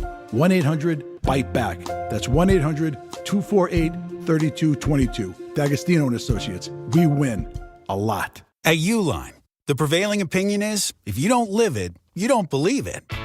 The people at Uline believe in hard work, and they live it by being there 24/7 to answer your call, having 41,000 items in stock, and offering same-day shipping from 12 locations across North America. Business owners, sellers, buyers, shippers, and packers believe it. Uline is the hard-working, dependable source for your shipping and industrial supplies. Visit uline.com. There are a million reasons to love New York. Making your budget stretch isn't one of them. According to an independent study, Amazon prices average 14% lower than other retailers. Get food, fashion, furniture, and more shipped straight to your building. That's how Prime members have saved over $2 billion on grocery and household items. Learn more at aboutamazon.com. Calling hard seltzer lovers. Searching for the tastiest seltzer? Look no further. Neutral Vodka Seltzer is absolutely delicious. Made with real vodka and real juice, Neutral keeps it tasty with every sip. With flavors like peach, orange, strawberry, and pineapple, there's something for everyone. Neutral. Keep it tasty. Enjoy responsibly. Copyright 2026 Anheuser-Busch. Neutral flavor vodka and carbonation. 4.5% alcohol by volume. St. Louis, Missouri. Hot damn! Twisted Tea Hard Iced Tea just got harder with Twisted Tea Extreme. The hard iced tea taste you know and love, but with an 8% kick of alcohol. Twisted Tea Extreme is made with real brewed tea, goes down smooth, and brings your daytime drinking to the next level. Just look for the bright yellow cans in the cooler and get ready to dial up the fun. Big flavor, extreme kick. Twisted Tea Extreme. Keep it twisted! Twisted Tea Brewing Company, Cincinnati, Ohio. Please drink responsibly. Get in the zone, AutoZone.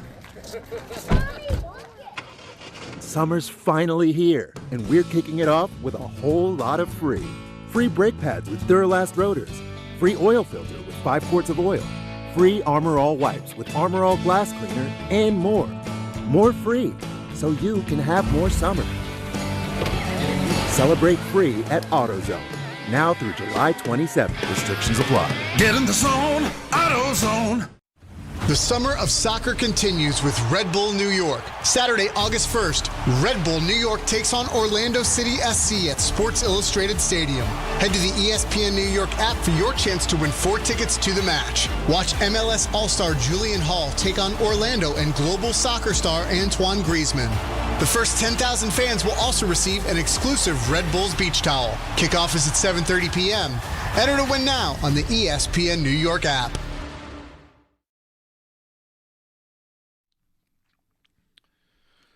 Last call crew, 1-800-919-3776. A fun week of shows with Peter.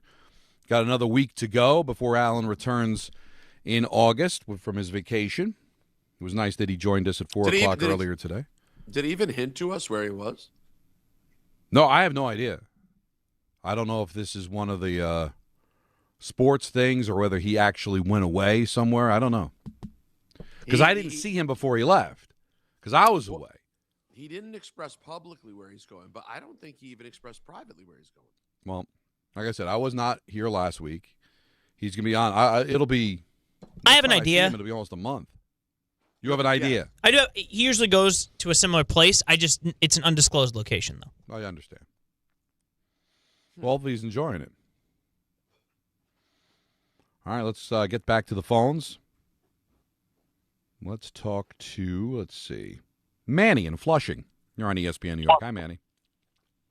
What's up, guys? How y'all doing? Good.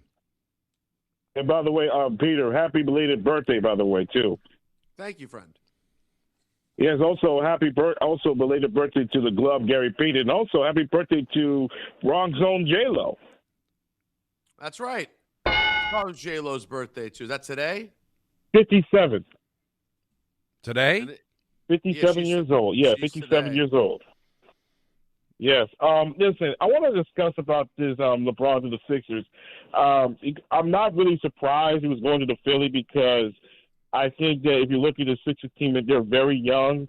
And also the biggest question is, can Embiid be healthy? Because I'm not yet sold on the Sixers yet. I mean, I want to see it. I just want to see it like everybody else. I mean, you think about, LeBron, because I keep on hearing people talk about LeBron headed to the Knicks if the Knicks didn't win, the chip. I would have to respectfully disagree. I don't think that if he would have come to the Knicks, whether they win a champion, whether they not win a champion, because to me, I see them stay with the Lakers, in my personal opinion. Well, everything's pointing to the fact that he would go to New York for all the reasons Alan said, because he wants his brand to be in New York. For every reason he went to Philadelphia, Peter, it's even better to go to New York because it's in New York, and the fact is they hadn't won, so that to be able to slay the dragon, come on, man. Listen, it's going to be really cool for the Philly fans, and I think for the NBA if the Sixers win their first title since Dr. J. It's not going to hit like it did last year with the Knicks. First of all, it's not as long, and it's New York. It'd be close. It'd be close, but it wouldn't be it. The only way he isn't a Knick, Peter, is if the Knicks didn't want him. LeBron wanted to come to the Knicks. I think so as well. And the fact that they won the championship, they lost an appetite for it, and I think LeBron lost an appetite for it because it didn't become sexy, because he wouldn't be helping them. He doesn't want to be helped. He wants to be the guy that helps. not be helped. And listen, the Knicks would be – he would need the Knicks more than the Knicks would need him after the title. That would not be the case had the Knicks lost. Let's go to Gabriel. And where is he? At work? You're on ESPN New York. You're at work? Hello? Yeah, where's work? Yeah, I work for the city. I'm actually driving to work. Okay. Listen, I told your guy before. I told Michael K before that the Knicks was going to win the championship, and he kept asking me why the Knicks was going to win. I told him I couldn't tell him because I was going to jinx it. He was like, I could tell him anything. But the real reason I had told him the Knicks, the real reason I believe the Knicks was going to champion, don't take this in the wrong way. I have a nephew that was born when the Knicks had won the last time, and my nephew passed away this year. I'm sorry. And then I had Anthony that I was sitting there one day. It was like, oh my God, the Knicks gonna win. But that's not what I'm calling for. The reason LeBron went to Philly, that's the I thought LeBron was either gonna go to Philly or San Antonio. But now if he goes to Philly, people think like this team just got a whole lot better. All they need is Joel Embiid to stay healthy or like be healthy till the end of the season when playoff time comes. I'll put them right up there with the Knicks. I'm a Knicks fan. But I'm putting them up there, right up there with the Knicks to fight for the Eastern Conference Championship next year coming up. And I will not be surprised if Philly do end up going to the NBA Championship, because when you have a guy like LeBron James, even though he's older, but he's playing just as good as some young guys. He doesn't get hurt. This guy stay healthy. He takes care of his body. He's not going there to be like, I'm the alpha dog. He's going there. I think he's going there. He's going to be the point guard. He's going to play the point guard and, run the team like, how the team should be running on the court. But he's not going to have no problem with Jaylen Brown or Maxey or none of them guys, because he's not going to be like, yo, you got to follow me. I'm the one that said this and that. He's going there to help the team win a championship. He's not going there to be an alpha dog. It's not going to be no fighting between him, because LeBron is not going to get into no fight, no argument to prove. He doesn't have nothing to prove to anybody, but he likes to compete, so he wants to go somewhere where he could compete. Be able to have a chance to win a championship. So I believe that's what's going to happen. He wants to win. He wants this to work. And I can't imagine he's going to derail it because of his ego. He wants this to work. He wants to win another championship. 4 championships with 4 different teams. It's his last hope, man. And also, too, Peter, I know this is wrong. I feel like history is just not going to respect these COVID championships. Well, I mean, this one, the LeBron one will play better than the Dodgers. Yeah, because it was a full playoffs and everything. But I just feel like, you know what? There'll be championships, but I'm not telling people how to feel, and I'm not even 100% sure I feel this way. But I think he wants to get one under better circumstances than, what was that, in late August, early September, in an empty building. It was very weird. It's still deserving. They were still the best team that year, no matter what the circumstances are. I feel like they're not going to age that well. But they will count, no matter what, though. No, they're definitely going to count. But I just wonder how the people that won them feel about them.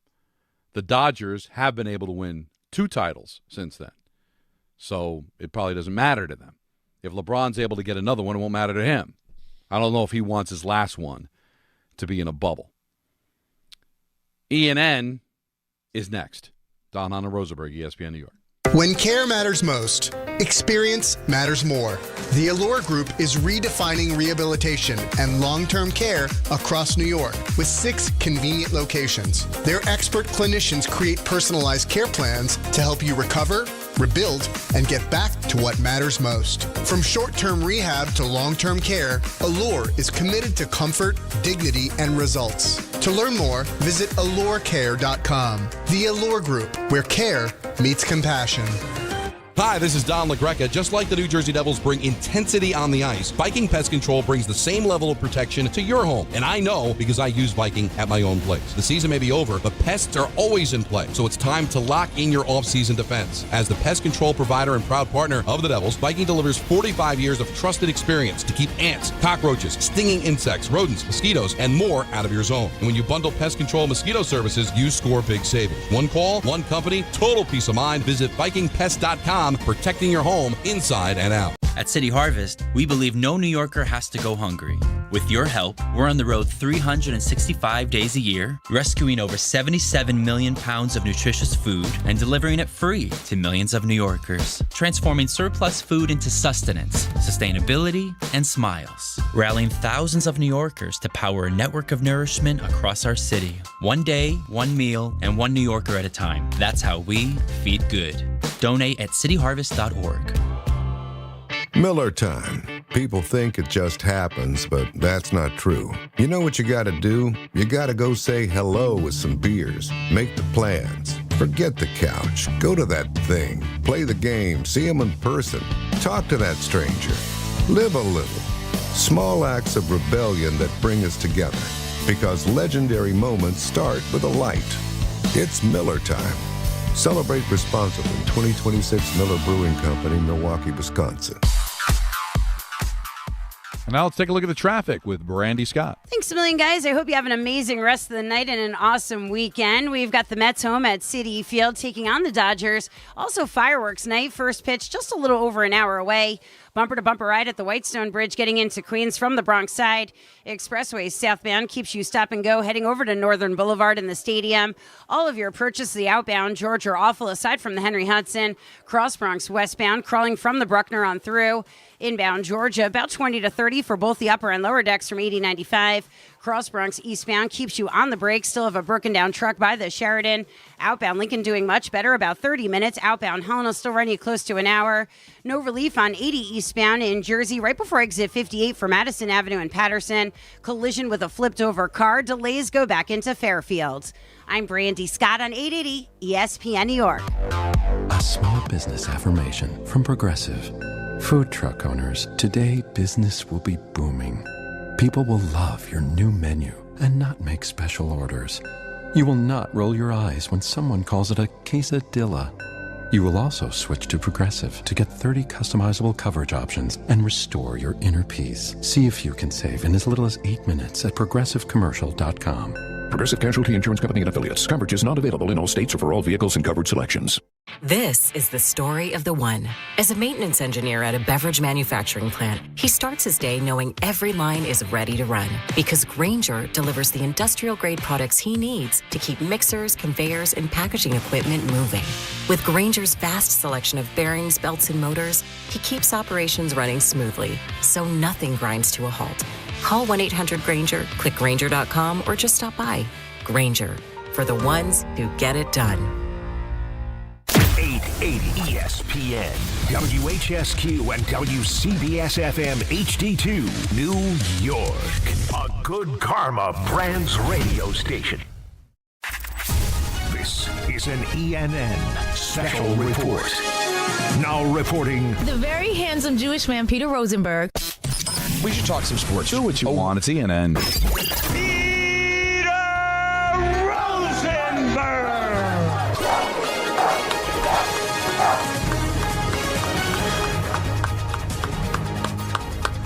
Hi, how's everyone doing? Good. Good. Oh, I'm glad to hear it. Good. Great. Grand. Wonderful. Welcome to ENN. Ray Rowe. You ever watch YouTube?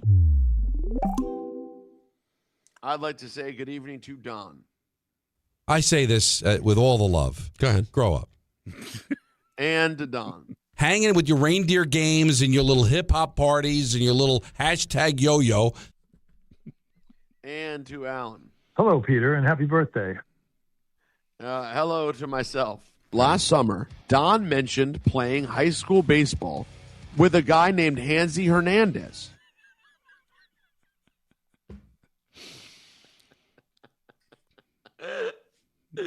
Handsy. It changes everything. It's just the tone. It's just one little sound and it changes everything. Like that would be something like a nickname. Oh, don't go near him. He's Hansi Hernandez. Yeah, no, that would be the joke. It's just a joke that you would say to other people. Yeah. But his legit name was Hansi Hernandez. Not Hansi. Good evening to myself. I want to do a backflip. See, I don't care for the clean day. And I didn't. I had Hansi Hernandez. Oh, that's right. Okay. Good evening to the caller. LeBozo is done. Labonzo. Oh, that's better than Labozo. Yeah, Labonzo. Labonzo. Oh! Oh, okay. Guys, do you guys, either of you guys know how to fix my dryer? It has an EC. It's saying EC as the error message. EC, is it like an economy or something? Like is there some energy that it's using? What kind of dryer? It's a Samsung dryer. I looked it up. Yeah. I got some ideas. I did a couple of the things it said to try to do. It basically said to turn it off and blow in the cartridge and see if that works. It didn't. Oh, that's always. Say something's wrong with the sensors, right? It's saying something with the sensors. Yeah. And now it's telling me to replace the sensor or well, at least did you clean them? Did you clean the sensors? Yeah, you got to get that lint out of there, man. You clean the lint? I cleaned some lint, but I guess maybe I need to unscrew it and open up the whole thing and try to get in there further. Is it a top loader or a? What do you? You mean the actual close? Yeah. It's a front loader. Front loader. Mm. So where are the sensor bars for yours? Well, that's the thing. That's the question, Anthony, that we're asking right now. This is the rub. I don't know. This is where the rubber meets the road. Because that's where the issue is. Here's the So you got to figure out where those sensor bars are. Get a little cloth, clean that off. So I think that they are. I think that the little lint thing you pull out. Sure. Yeah. I think behind where the lint thing is the area you unscrew, and inside there is where the sensor bars. Here's what I would say, because Nancy's crazy. She wants to take the lint out every time we use it. I do that. It's going to catch fire. Yeah. So if you don't, especially if you've recently dried towels, for some reason that comes up with the most lint. By the way, it was towels in here that set the whole thing off. Here's what you do. I think give this a try. If you got a shop vac or something, stick it in the thing. Yeah, that'll get rid of all the lint, and it's not going to suck up anything that's important, right? So give that a shot. I think. Or if you got one of those, the hand ones. Anything that's going to get in there and try to get some of that lint out, because that collects, man. Sometimes I almost feel like I can make another towel out of all the lint that's in the vent after we dry towels, man. Well, unlike my air conditioning problem, this is not a situation where I don't tend to it the way it's supposed to be tended to. But, you got to do even more than the surface. So this is what my day entailed before we got on the air here. And what my day is going to entail when I get off the air. And if you don't mind, Peter, I had a question about where do all these train cars go? I didn't realize we had somebody on hold that apparently has the answer. Oh, well then by all means. And his name is Sergeant Shine on Long Island. You're on ESPN. Sergeant Slaughter? Hey, hello. Where do all these cars go? Hello, Sergeant. Hello, Don and Peter. Good evening. Hello. How are you? Yes. I just wanted to share an experience. I was stationed out in Indianapolis, and I was sitting at a train stop. I counted about 186 cars. Wow. But I didn't notice.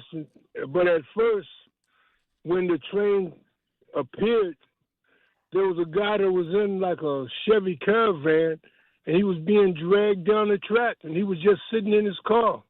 The train was traveling maybe 5-10 miles an hour. But that was something that I experienced. I was stationed out at Fort Benjamin Harris in Indiana, and I saw a guy just sitting in his car just being dragged down the train tracks. All right, well, that's all I wanted to say. That's I got to tell you, it's pretty wild. We make our choices, and I made a poor one. Go ahead, Peter. Continue. I thought I was going to get an answer. No, I got a story. It was nothing close. Let's hear from someone whose voice we always like to hear from. He's not cool. He sounds like a tool. His girlfriend's annoying. His brother's close enough. Come on, play the cut. It's so brilliant. He's not cool. His voice is weird. He's kind of a dork. His brother's a tool. His girlfriend's annoying. Patrick Mahomes, his mindset coming back. This is just another checkpoint on the schedule, and so you have to continue to work. It's not like it's over and I'm just going to be able to play a game tomorrow. It's you got to continue to work and get better and better and go throughout practice and prove to the coaches, prove to the doctors and everybody that I'm the same quarterback I was before, if not better, and I can go out there and take care of myself and win football games. I'm a competitor, so game day I'm going to want to be out there, but I understand the process of getting myself ready to play in the regular season is more important, but we will see. I mean, the coaches and docs will kind of make that decision for me, but I'll prepare myself like I'm going to play, and then if I'm just doing a very hard warm-up, I will take that as serious as playing in the preseason game. And so it's just so it's a couple weeks away, but it feels like a long ways away. I'm going to go with the next step of just kind of going out there with the rookies this week. Wow. 45.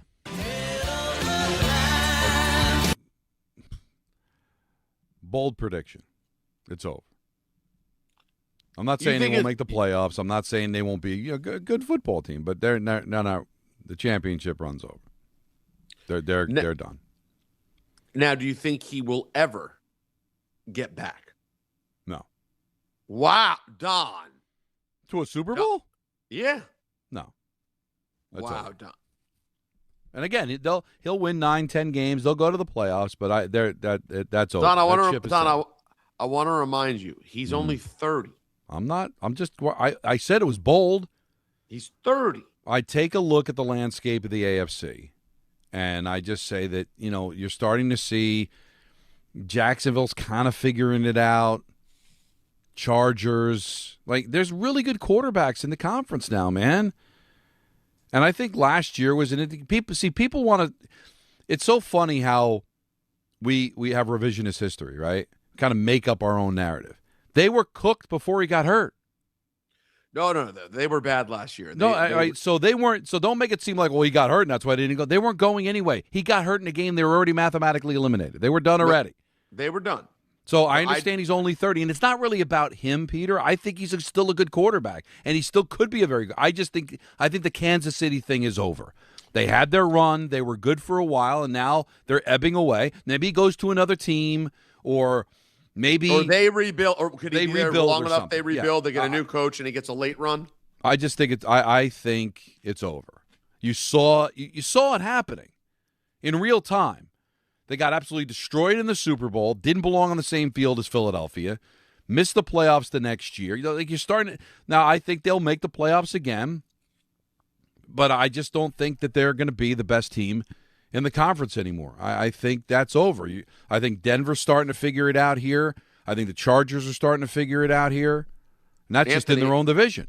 Anthony, if you had a gun to your head, and that would be unfortunate. It would be a bad night. First of all, but then the saving grace is they go right now. Will Patrick Mahomes play in another Super Bowl? You're saying yes or no? I would say yes.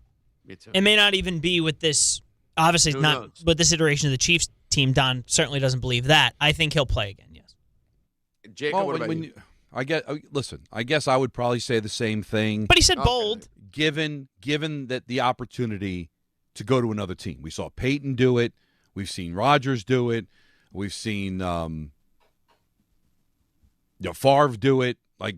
Great quarterbacks go to other teams, right? So he's not going to be locked in forever. I could see him at some point leaving Kansas City. It's a rebuild. He's going to go. So maybe, does he end up somewhere and win a champ? Yeah, I guess so. He is done winning championships with the Chiefs. That I would feel very good about. Andy Reid's not getting any younger.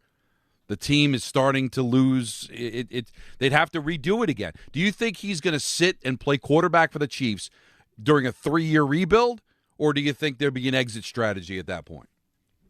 After Reid's gone, I don't see him sitting through, going through it again. Another iteration of the Kansas City Chiefs. So maybe he goes someplace else and wins, but not in Kansas City. I think that's done. I could see it in Kansas City, but yeah, maybe it's not this iteration of this team. But do you see him sitting through the change? His deal is just so lucrative. I don't know. What are you doing? I mean, but you're right. He is only 30. So if they miss the playoffs again, all right, you're going to be 31, 32. It might take a couple of years. Will you hang, or does he start to figure out a way to get out? Or does Kansas City figure out, hey, part of my rebuild has to be maybe exiting from this contract? I don't know. I'm not feeling it, man. It's so weird. The reason I feel, because we thought it was coming and then they won again. But now it feels like there's no Kelsey anymore. I mean, how much longer is Andy Reid going to be doing this? Does he have any lieutenants that are going to take over the way George Seifert took over for Walsh? You know, I just see it's all coming to an end. It just feels like it's ending in slow motion. I mean, listen, I haven't felt it for the last couple of years, no question. And I know we said we were sick of the Chiefs or whatever, but I never said I never liked them. I like Andy Reid. I like Mahomes. But as a collective, I was like, all right, I'm done with them. So this isn't coming from a place of hate. I don't hate them like I hate the Eagles or the Cowboys or something. They're fine. I think he's a good kid. I think I like Andy Reid, but I was just tired of I was tired of him. But could there be a world where they, in 2-3 years, come back and now they become a great story again and now you're rooting for them? I guess. I don't know. I'm just not ready to say it's a wrap, but you are, but you aren't. Exactly. Like, if it is a wrap, you're good. Oh, I'm more than good. Okay. Rich Cimini spoke about the Jets and how much they need a bounce-back season from Geno Smith. The Jets report to training camp on Tuesday, and the big question is the quarterback position. Sound familiar? This year's quarterback is Geno Smith. He's 35 years old. He's coming off his worst season as a starter, having thrown a league-high 17 interceptions with the Raiders last season. Now, the Jets think he's still got some ball left in him. The key is eliminating the negative plays. Over the last 4 seasons, Smith has more sacks and more interceptions than any quarterback in the NFL. Rich was great there, but if I told you he was answering a question, you would have think he had a stroke. What, you mean because it sounded like he was screaming? No, just he clearly was doing it like a stand-up report. But if he had answered a question like that, you'd be like, Rich, you all right? No. If you're like, hey, Rich, what do you think Geno needs to do this year? And he's like, glad you asked, Don. Geno Smith needs a bounce-back season. And you're like, well, why are you screaming at me? Yeah, well, never mind the thanks, Don. It would be like, just Geno Smith needs it was not an interview. I was expecting like him to be on the phone from like DNR earlier or something like that, but that was good. Well, you might have thought that, but you'd be wrong. This is a really good offensive line. That is not what he had in Vegas last year, or his tail end in Seattle. This is a good offensive line. I think he's going to play well. I don't think he's going to be, lighting it up, but how about 3,520? Wow. How many picks? 10. What kind of win total do you get from that? 3,500. It's not nothing. 20. Maybe he runs 10. for 3. That would mean they had they were 7-10. Yeah. Maybe 8-9. And that wouldn't shock you, right? No, I guess not. I like Geno. I hope he does well. I would love to see the story go well. Don Staley jumped onto the Twitter machine. Okay. And spoke about LeBron going to Philly. Philly! The Sixers! Yo, Philly. Yo, Philly. Yo, Philly. Yo, Philly. We got the king, y'all. We got the king. We got the king. Welcome to Philly, Brian. Let me know if you need any spots. Okay, let me know. Jury needs any place to go to school. We know the entire school district. Savannah, we got you. We got you. Ron, good, great choice, my guy. Now, almost as excited as Don Staley is our good friend Andrew Gunling. Did he tweet? No, I texted him. Said, okay. How you feeling? He said, I mean, like, what? crazy. Like, genuinely. I love this guy. I can't believe it. I'm not even saying that in a gloating way. I'm almost confused. Look, I'll get behind anything. I need the press conference to happen now. Well, hey there. I need to understand why us when we appeared to make so much less sense in comparison to other options. We're all grown up now. The Sixers just feel like such a weird way for him to end his career. It's so random, but I'm 1,000,000% here for it. I try every day. That was one hell of a text. He's got a lot of feelings. Naturally, President Trump has weighed in. Of course. Today, it was announced LeBron James has decided that he wants his next team to be the 76ers. Where do you stand on LeBron versus Michael Jordan as the best ever? Well, Michael Jordan's a guy that's a friend of mine. Play golf with him. He's a really good guy. And I think LeBron is, maybe he's a racist, but maybe he doesn't like Trump. I don't know. But I only like people that like me. So I would say Michael Jordan all the way. Well, I was. How'd you expect that to go, out of curiosity? That's about where I expected it to go. Wow. You can't say that you didn't expect anything, but that took a quick turn. I've heard many debates between Jordan and LeBron before. Yeah, never heard that the reason people lean Jordan is because LeBron's a racist. I never saw that avenue taken before. So no, it was a new wrinkle to the argument. It's a road less traveled. I mean, because I don't think anybody has taken that before. But wow, that's now I don't know if you're a fan, but of Trump. I'm glad that I've left it pretty up in the air. I am changing the subject. Oh. There is a very, very popular show on our network, ABC, called Abbott Elementary. Oh, very popular. What are the chances that we could possibly see LeBron on that show? Well, now they've had Eagles and Sixers on the show before. I'd think high. Flyers. They've no Flyers, but they did have Gritty, and they had Schwarber from the Philadelphia Phillies. So they also had Jalen Hurts at one point too. Yeah, well, Hurts and they might have Maxey. They had a Sixer. No, it was no, they were playing Ben Harden. Simmons back in the day. I think it was Ben Simmons. Was a Charger now. Earlier on, is there a chance of? Well, is LeBron a fan? I don't know. Probably. I mean, I doubt it. Abbott Elementary or Always Sunny? Which is he on first?